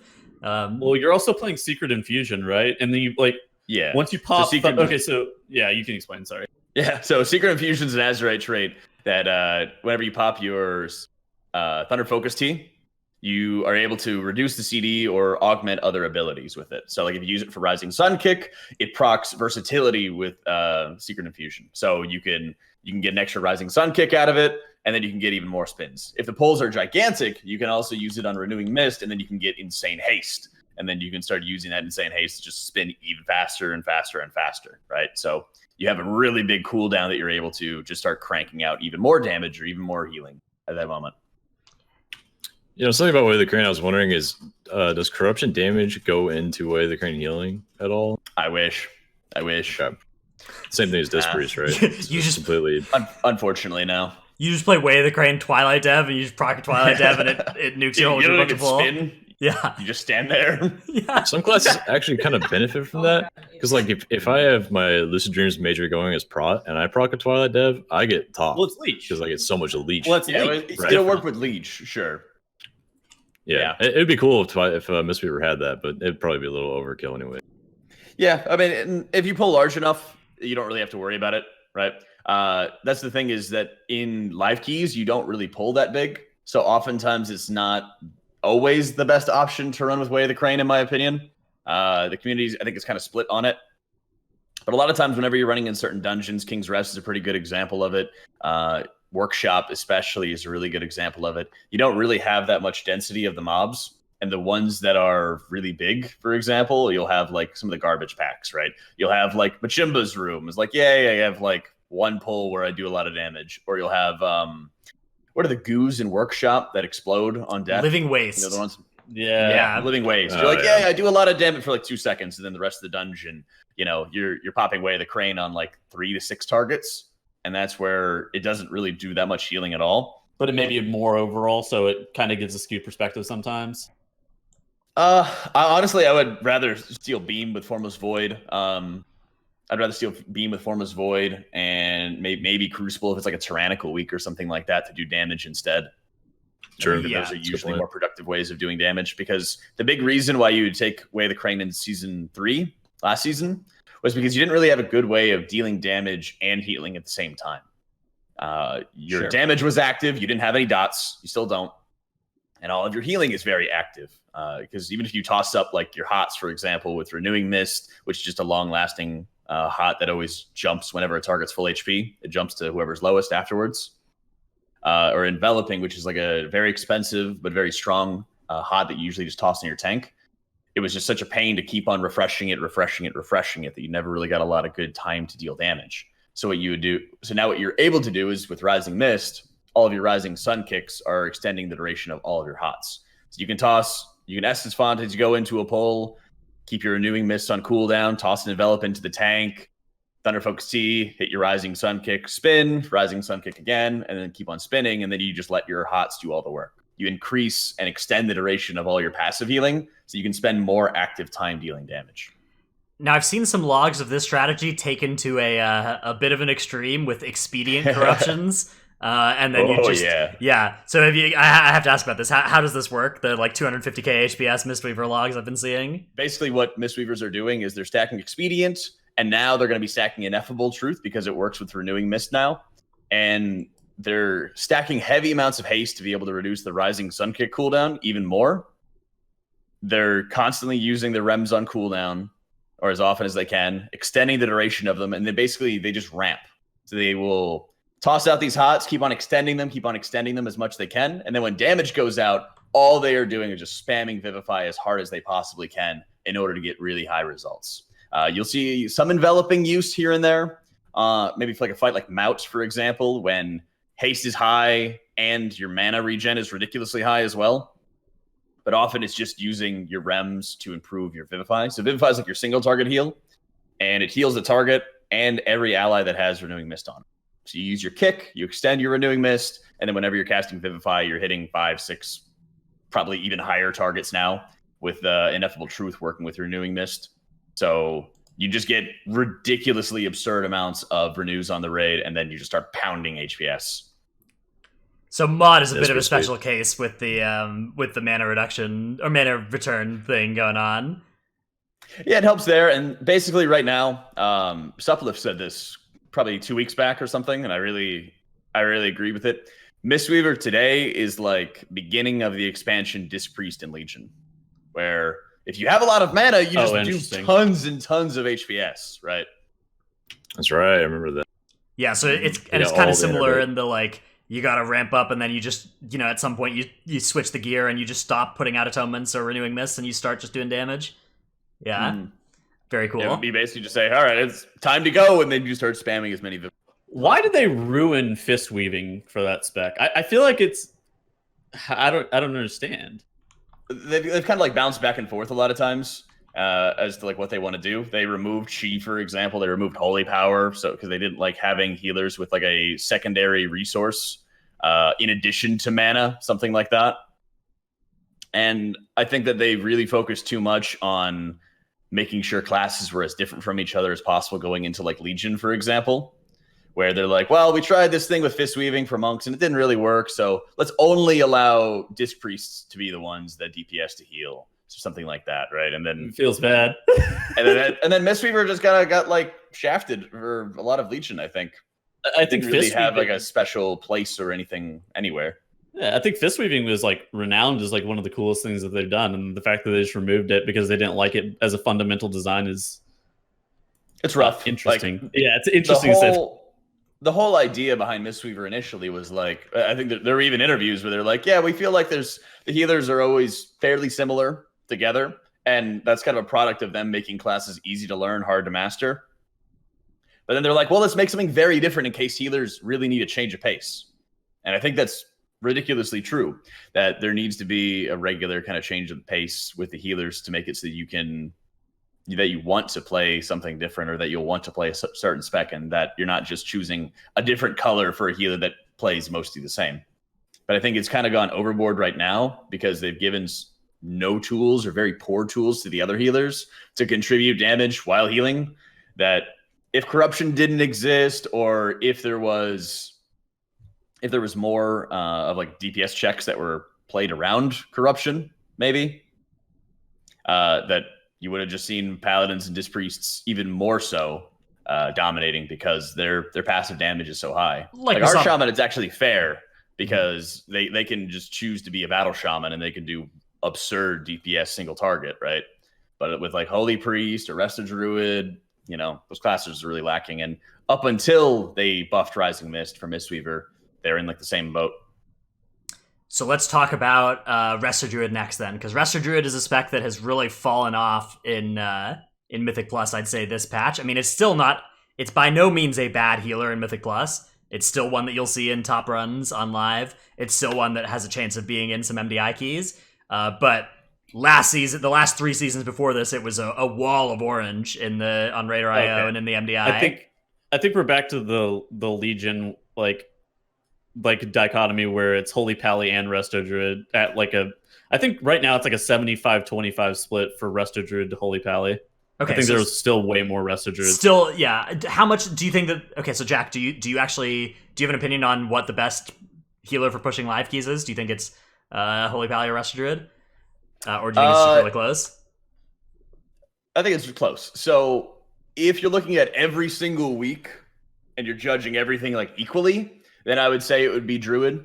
But if you're looking at like what are the easiest weeks to push and we're only going to push super hard on those, then absolutely Paladin. Right, so that's gonna be an effect that makes Holy Paladins have higher scores than Resto Druid, even though Resto Druids are better on more weeks.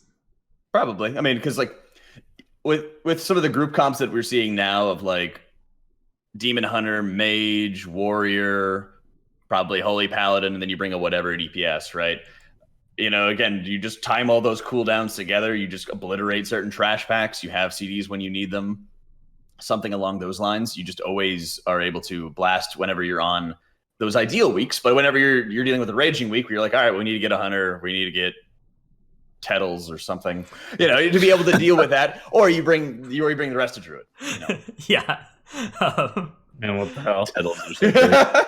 Can't remember the name of that class. Yeah, the Tettles. Okay. So I mean, it's still super strong, and it's going to take a while before the quantity of Druids starts moving more into other classes. Right, because so many people have been playing Druids for so long for Mythic Plus healing. And it's also true that they're pretty versatile in that they bring Entangling Roots, Stealth, Battle Res. They bring all these effects that you're kind of looking for one of each in your group, and you just bring a Resto Druid and you're like, okay, it doesn't matter. We don't need, to bring a Tettles for the B-Res or whatever. We can just have our healer do it. Whereas with the Holy Paladin, there's kind of that long list of like, okay, where do we get our B-Res? Where are we going to get our stealth and our knock and everything? Yeah, they just don't fit that's in the thing is comps. like the unique. Yeah. Mm-hmm. It's like the unique utility that Druid brings, because like there's some classes, for example, like a Shaman, where they bring like a good kick, they bring an interrupt, they bring a slow, they bring a AoE stun, they bring a slow, but those things aren't like hyper unique for M+. There's a lot of DPSers that already bring those, whereas Druid has a lot of very unique things with, the knockback, with Vortex, Soothe, etc. Iron Bark, yeah. So I think it's a mix of like, is the utility needed and how unique is it? What is it that's keeping Resto Druid out of raiding at a high level this whole expansion? Good utility. Okay. Beginning of the expansion, Resto Druid was really strong because Tranquility was really strong. You'd go like 2-minute Trank and you could easily just have that massive stabilizing force at the start of an expansion. Yeah, I forgot we had that in generally- Uldir. Yeah. Yeah. Because generally what happens at the beginning of expansions is because you're so resource starved and because healers' ability to top off a health pool is so diminished, the damage is usually really steady. So your HOTS, one thing, are getting full value, but raw throughput raid cooldowns are also really valuable. So beginning of X packs is usually really favorable to like Holy Priests or Resto Druids. Even Mistweaver Monks was really strong in Uldir as well, because there was, again, lighter AoE damage, but you also needed a lot of spot healing, and Mistweaver did that very well on top of it. But as you get later on, EP, like Squishy's saying, you have effective health, right? That becomes even more important. Damage reduction becomes even more important. It was like a perfect nightmare, really, in Eternal Palace, where there's so much burst damage and there's high damage requirements on top of it. So you bring the two healers that deal passive damage and they provide damage reduction. Yeah. So it's got really ridiculous. What do you think is more important, having like a good defensive cooldown or the ability to be able to do damage passively? Like, obviously for raiding, those are probably the two biggest things of why Holy Paladin Disc Priests are so sick, is because their cooldowns are good and they do passive damage. Do you think that either of those is more important? I think the damage reduction is slightly more important, but I think it also just sort of depends on what boss that you're on, what boss you're progressing on. That's fair. Because you can always have, like, even though, like, for example, Resto Druids don't have great passive damage in a raiding environment, or it just costs them a lot of activity time to do it, they can still do it, right? Like, you can start adjusting your healer team, even if your healer team doesn't have great passive damage, to start contributing more.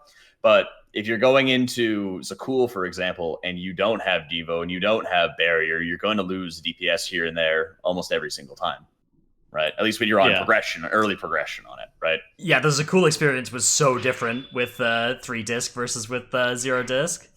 Exactly. Yeah. So wait, did you say 0 disc? Hold on. Yeah, I mean, okay, whatever. Obviously, whatever 0, extreme. Yeah, the extremes were very different, right? Like, if you didn't have barriers or Aegis of Light or Devo for those damage events, it was just so different. People were so dead every time. Yeah. Mm-hmm. I don't know, that's kind of the thing about Resto Druid, has been that it kind of does passive damage in Mythic Plus, because it like pre-hots before every pull, and then it can just cap form and do damage while still healing with those pre-hots. But in Raid, that doesn't really come together, because you don't get this, like, the ability to pre-hot before pulls in Raid.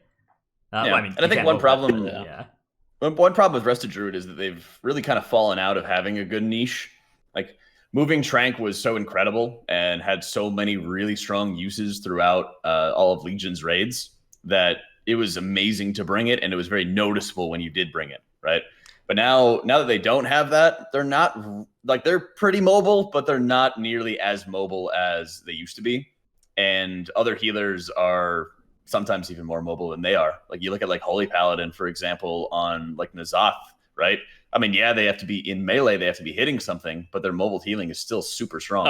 Oh yeah. As long as they can hit something with Crusader Strike, then they're hard chilling. You could imagine, and that's not really a Holy Paladin thing. Like that shouldn't be a Holy Paladin thing. They're So big, stupid. bulky, weighty Paladin and wearing plate armor, but they're able to move better than a Druid can while healing. It's kind of insane. the thing on N'Zoth as well, like we were talking earlier about the difficulty of like healing after these harvest thoughts where you're moving for evoke. Like the difference between having a mobile trank there and not would be huge, right? If you could have hey, we're gonna trank this this evoke, you know, while we're spreading out, and the druids just tranking and going and dropping their evoke. Instead of like right now, we're seeing raid groups have their disc and their resto shaman like pre-move so they can heal, and a druid niche would be like doing that trank while moving and getting to stay in the group and everything. But without that, if they kept mobile trank, every single tier would have fights where it'd be ridiculously helpful to have a moving tranquility. You know, Mechatork, Jaina, yeah, Jaina would be really big. Having everybody with hots on them, and maybe I mean, I'm not a druid expert on this, so maybe you move trank into a flourish, and then the team breaks off, and then you have tons of strong hots on everybody as you're running around. Oh yeah, you trank the transition to the into after you jump off the boat, you're tranking while everybody's walking together. That'd be really good. Yeah. I That always reminds do me this of all Eminar. Eminar, this soul. Yeah, and Imidar just walk Whatever. across the bridge, press trank. You know. Mhm. Totally forgot about that. It was pretty noticeable when we didn't have a druid in for our reclear. I was like, oh, I'm dead. Yeah. Oh yeah. It's ridiculous. All right, let's finish up our discussion here with Shaman. So Shaman is a spec that has broken into world first rating this tier. Didn't see too much of it in previous tiers this expansion, but Maybe Cakes, world first Resto Shaman, and a lot of other guilds replicating that, playing a Resto Shaman on a lot of rosters. What has led them to show up in high level rating this tier, Jack? Kind of a combination of things. I think the damage patterns have been really good, in particular, where you do have constant ticking damage at very critical points. So it's extremely good to be able to have a Spirit Link totem. People are able to stand in your healing rain for quite a long time. There's not too many spread fights where you're chain healing a Tettles in Africa or something like that. Maybe Il'gynoth. Actually, definitely Il'gynoth is a poor fight. Il'gynoth's a horrible fight for that kind of thing. We there's a saw lot of areas where it's really good. We saw actually maybe play as priest for Il'gynoth, so that they swapped off the shaman for that fight because of that not being good. But yeah, chain heals. But as you got into like the later fights where it really mattered, you know, they have such a strong way of like transitioning between damage and healing when they need to. And there's often been multi-targets that they can flame shock up and get even more lava bursts into the priority target that they need to, whether it was Carapace, whether it was N'Zoth, right? There's a lot of good opportunities for that. Yeah. So overall, their kid just brought you a lot. I don't know if he was running Ankh Totem or not, but Ankh Totem almost always has good applications when you're in a really well-organized raid group. That is a sick ability, honestly. It's insane. I think Resto Shaman gains a little bit more value when the meta doesn't include a Feral or Guardian Druid either, right? Because of Windrush or Elemental Shaman as well. It's like if they're the sole spec out of those four. Oh yeah, Windrush Totem is pretty big. Yeah, and we saw Windrush Totem seeing some good use on a couple fights this tier as well. Like there's movement on Carapace where Windrush is really valuable in the last phase. It's good on N'Zoth too. So there's a lot of spots for that to be potent. It depended on it really. How about Mythic Plus? What Mythic Plus Resto Shaman? Most of the expansion wasn't too popular, but now that we've got like Spirit of Preservation coming in, making the tank healing better. There's been a kind of over the past 6 months, we've seen a couple of different random Resto Shaman buffs coming in as well, like Healing Surge throughput buffs and buffs to some talents as well. Is it I think now? right now, yeah.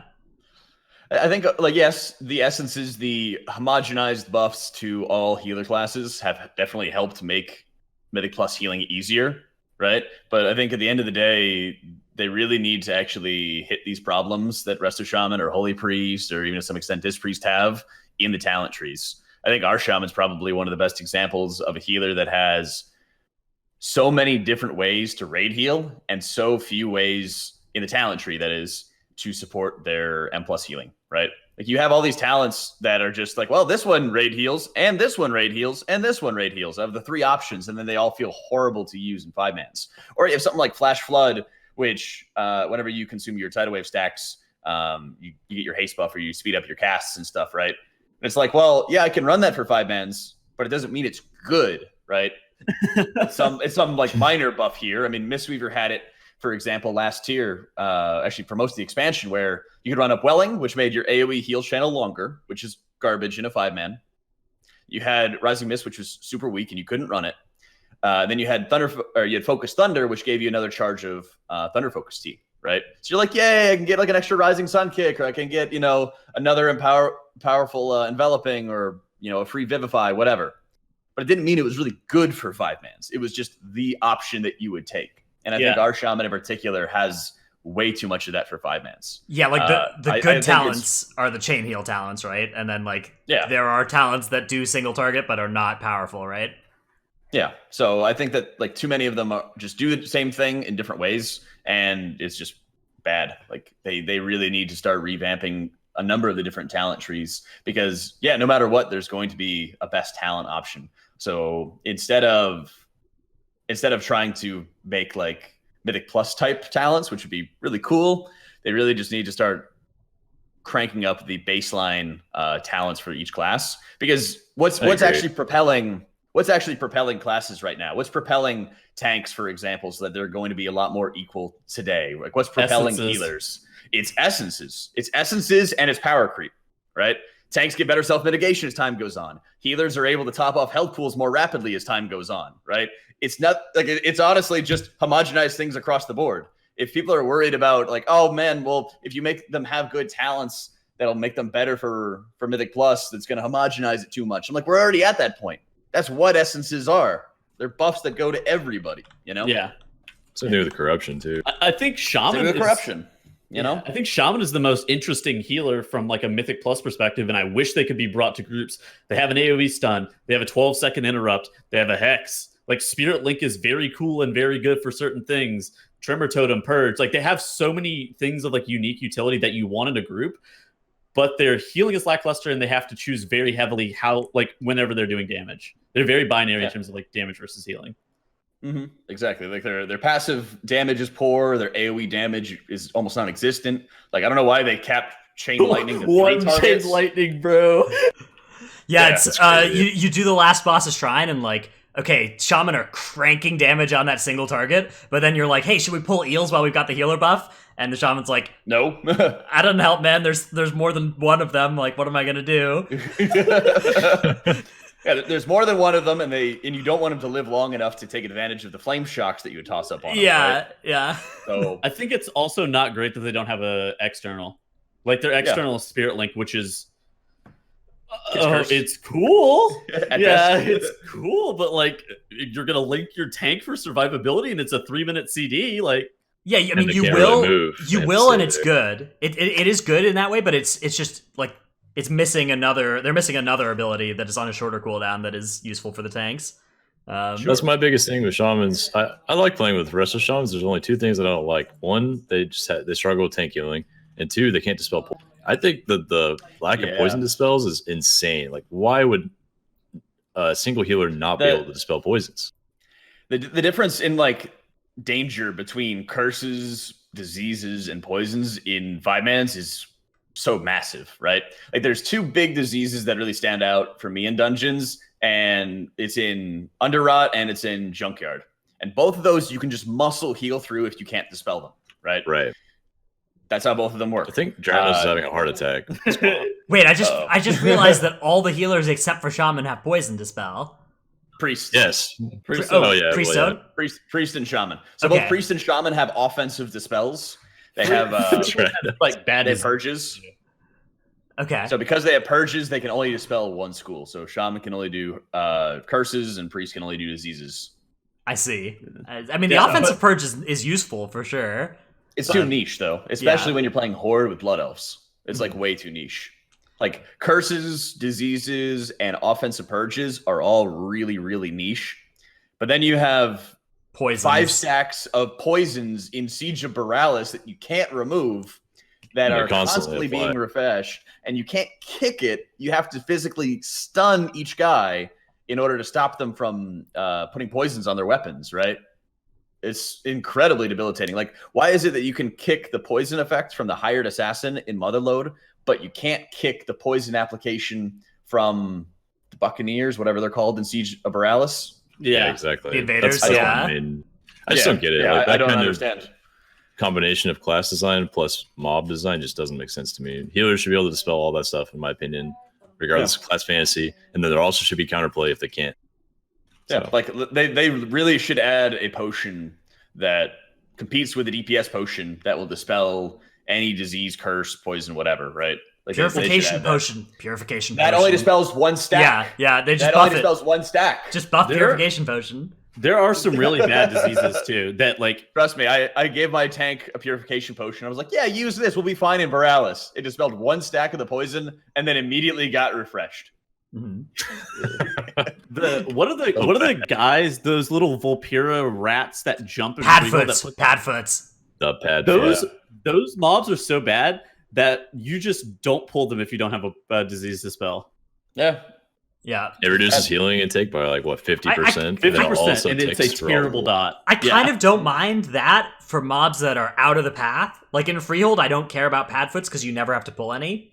But in Siege, you have to pull invaders, so you can't like I would actually be fine with them saying like, hey, okay, some healers can't do these dispels, and like these mobs do it, and you can only choose to pull them if you're confident or if you have those classes. But when it's a mandatory mob for the dungeon, then Same then with we have a Temple of different problem. Sethralus. Yeah, Temple of Sethralus with all those like the incubators and the tenders. They just put all those poisons on you. You're like, all right, I get. The difference I'm in dispelling like, on party CD. damage. Yeah, the difference in party damage for not having a poison dispel and having one is ridiculous. And it's not new. That's the biggest thing. Is like it's not new to BFA. In Yeah. Darkheart Thicket, they had a poison debuff that went out. If you didn't dispel it in 3 seconds, it burst. Like it killed the person who had it. It killed everybody in 5 yards of them. You see, Jack, this is why you have both a poison and a curse dispel because you're playing Druid.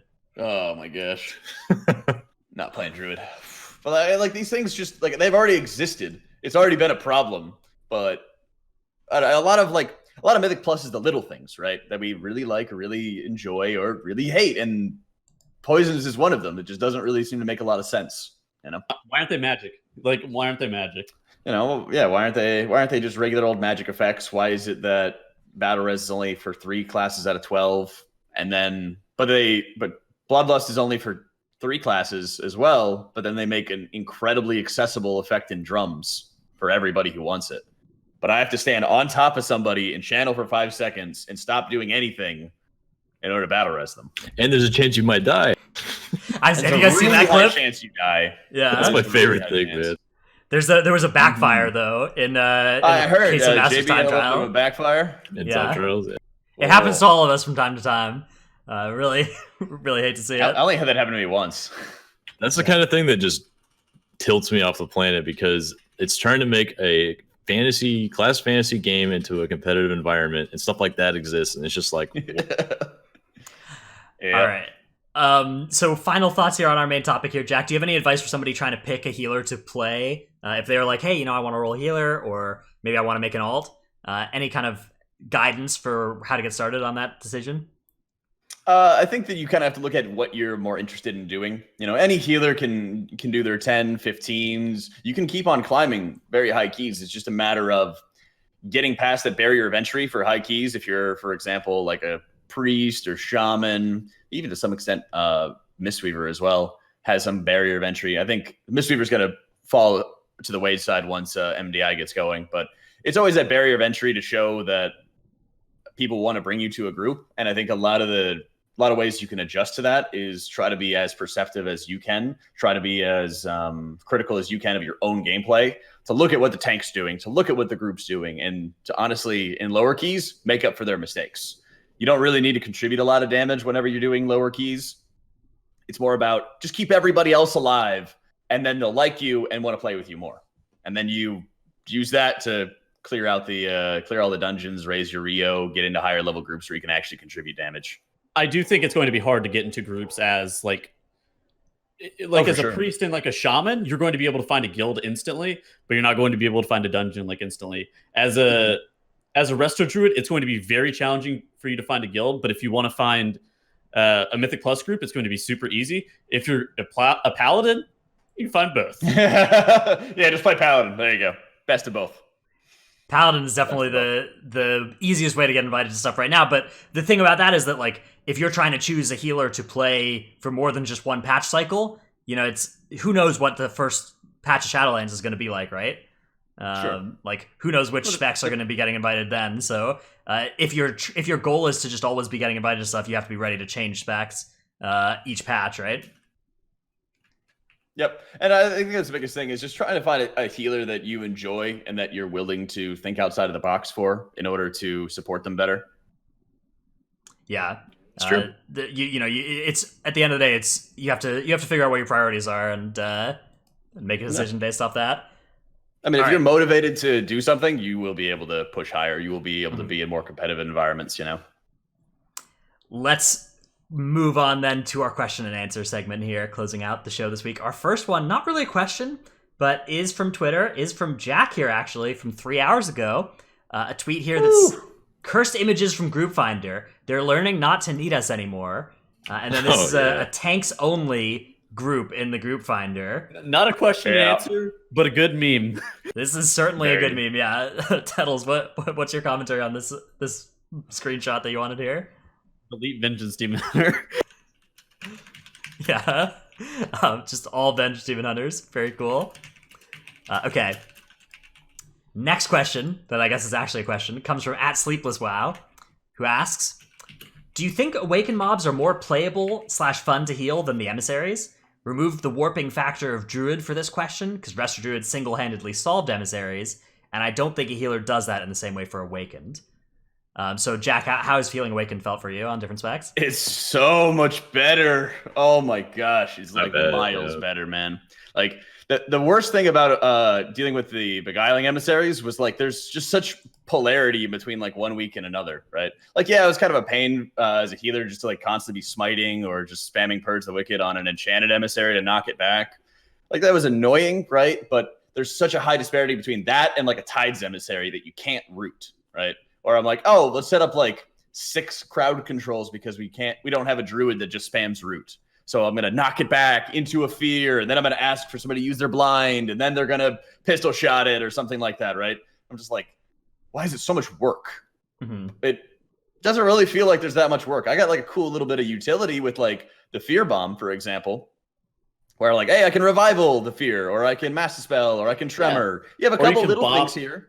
Or you can bop off like the tank buster. There's like a bunch of like small things, but none of them are like, oh, solved. Well, exactly. And it's like, and it's kind of like, it's these bursts of action, right? Like it's like, okay, there's fears and we're handling those. And then it's, you know, we're fighting the thing for a bit and I can use my buttons. Whereas with Enchanted, it was like, you're just dealing with the Enchanted Emissary 24/7 until it's gone. You're dealing with the fact that there's a Tides Emissary in the pool 24/7 until it's gone. So I think that there's a much better like cadence of action in the Awakened encounters than the emissaries. Yeah, and it feels kind of like a garnish, I guess, to your runs. It's like, yeah, here's Mythic Plus with a side of Awakened. Not like, here's Mythic Plus with beguiling everywhere, permeating like every bit of the dungeon, you know? Just yeah, like, that's a really good way to put it. It's the difference Same thing with between... Infested as well. It was like every other mob infested. Like, look at, what did everybody like? Everybody really liked some Bob Salami. They're like, all right, every once in a while you get some reaping mobs coming in, and you can choose when to play it and choose how it impacts you. You know, every once in a while you do the Awakened and you choose how it impacts you and you choose what you do with it, you know? That's just what people love. I think there's no surprise that like this, but Reaping and Awakened were both like 4 or 5 times per dungeon you have to deal with this, and then the rest of the dungeon you don't. Whereas Beguiling and Infested, it felt like every single pull was like, all right, how do we deal with this, you know, Beguiling thing? Just for 5 months, you're just doing emissaries every pull, and it was so frustrating, so exhausting. Yeah, And they changed every week too. Yeah, Exactly. It's so difficult to learn. And now it's what, every 2 weeks? So you get like fortified and tyrannical, you have the same positioning for the mobs. So like right when they switch, it might be kind of a pain to like learn it again and get used to it, like, oh, now it's here, right? But Even then, positions it's are only the same. two obelisk flip, and there's only 2 total patterns, and 2 are Exactly. fully fixed the whole season. Yeah, Yeah, I think it's I like that fantastic. a lot. Fantastic.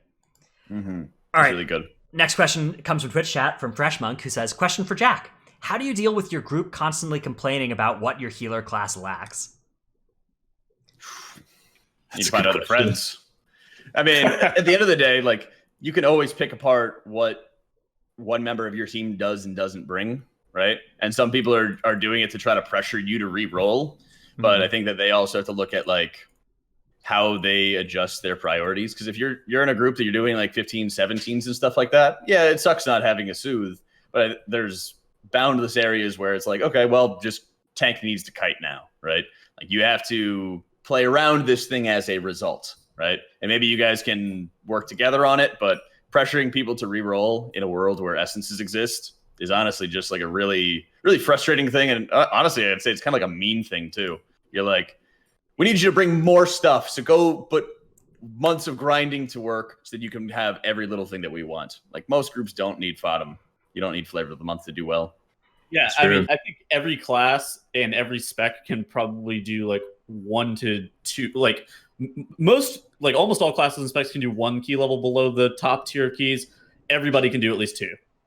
So it's just how much time and like how much you want to try to make it work. I don't think it's always necessarily like, I do think in part too, it's like you're going to have issues with strategies because it's going to be like playing this like off meta stuff. You're going to have to be able to come up with your own strategies and stuff like that. But at the end of the day, like you can make it work if you really want to try.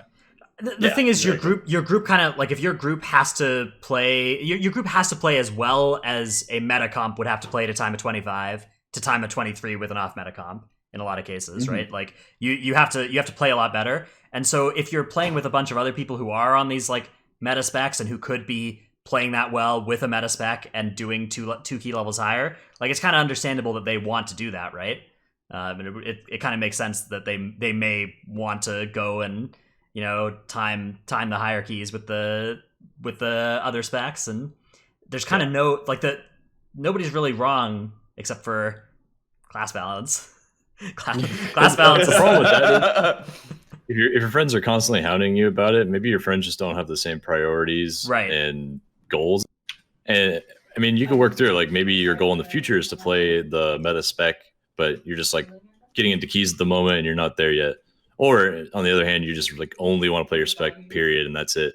You just got to communicate whichever version of that is to your group and be like, look, I know we don't have this, but we got to figure out how to do it without it right now. We can talk about it later, Yeah, the difference, you just, if your goal is like, hey, I want to do these like, really high level keys, like the highest level keys, that's when you really need to start thinking about, okay, is this going to be like not feasible? Do I need to think about rerolling? But at this point in the expansion, man, by the time you're done getting your essences, it's going to be Shadowlands, so I wouldn't bother. Yeah. let's say you want 6 Gushing Wounds traits. I'll see you in a year. Yeah. You need to go to that corruption vendor right now. Do all your world quests and try to get your Gushing Wound traits randomly. Man, Gushing Wound scales with eye level as well, so you can't even get like 420 Gushing Wound and have it be that good. True. Ooh, that's true. Yeah, so like in Legion, I played Brewmaster almost explicitly in Mythic Plus. I wasn't like heavily involved in Mythic Plus yet. I wasn't good at multi-classing, and I got hounded for not having Death Grip like at least 10 times a day. And eventually it went away, but man, that was frustrating. It's just, it's that's gonna happen to you. Like if you're not playing a Resto Druid, you're gonna hear about Ironbark, right? It depends on your group. It really just depends on your group and depends on the people you're playing with. Because if like, sure, I get memed about doing fucking tank damage, but I'm still getting invited to keys, like whatever. True. Yeah, and that's the thing is like, there's so many moments of like, you just need to find people who are going to survive. Like a lot of times, people's damage is good or good enough to get through dungeons. You just need to find people who are able to stay alive and actually work with each other. Have a good attitude as well. All right. It's like a lot of times, whenever you're raiding too, it kind of seems like you're kind of trapped on the boat with each other. Yep. So if people start being emo or people start having a bad attitude, it starts like infecting everything else. And you can't leave, you can't stop and just do it later, right? You're there for your 3-4 hours a night or whatever. Overtime police and stuff going, notwithstanding. And then you're just trying to trap there. But when you're in Mythic Plus, like, you want to be able to run with the same group over and over again, right? But you need to be able to know, like, if you're a tilter, maybe you just need to take a break from it, you know? Mm-hmm. All right, our final question for today comes from VTech XD on Discord. My question is, how accurate do you believe the Sims are when it comes to corruption? Like, is there a standard rule that is used by the Sims when it comes to simming corrupted pieces? So, Tettles, do you have a opinion on simming corruption? Because I know you're kind of our resident simmerer here. Yes, resident simulation craft. Yeah, man. Realistically, there's no standard rule. I think whenever I'm like simming for specific events, notably Mythic Plus, because that's like one of the more harder things to sim, I'll end up simming like a bunch of different damage profiles and kind of looking at them at the same time and trying to think about like what they mean. Because if something is 50% better on single target and it's only like 20% worse than the other thing you're comparing it to on AoE, then you're going to play that thing that's just like way better on single target. It really just kind of depends.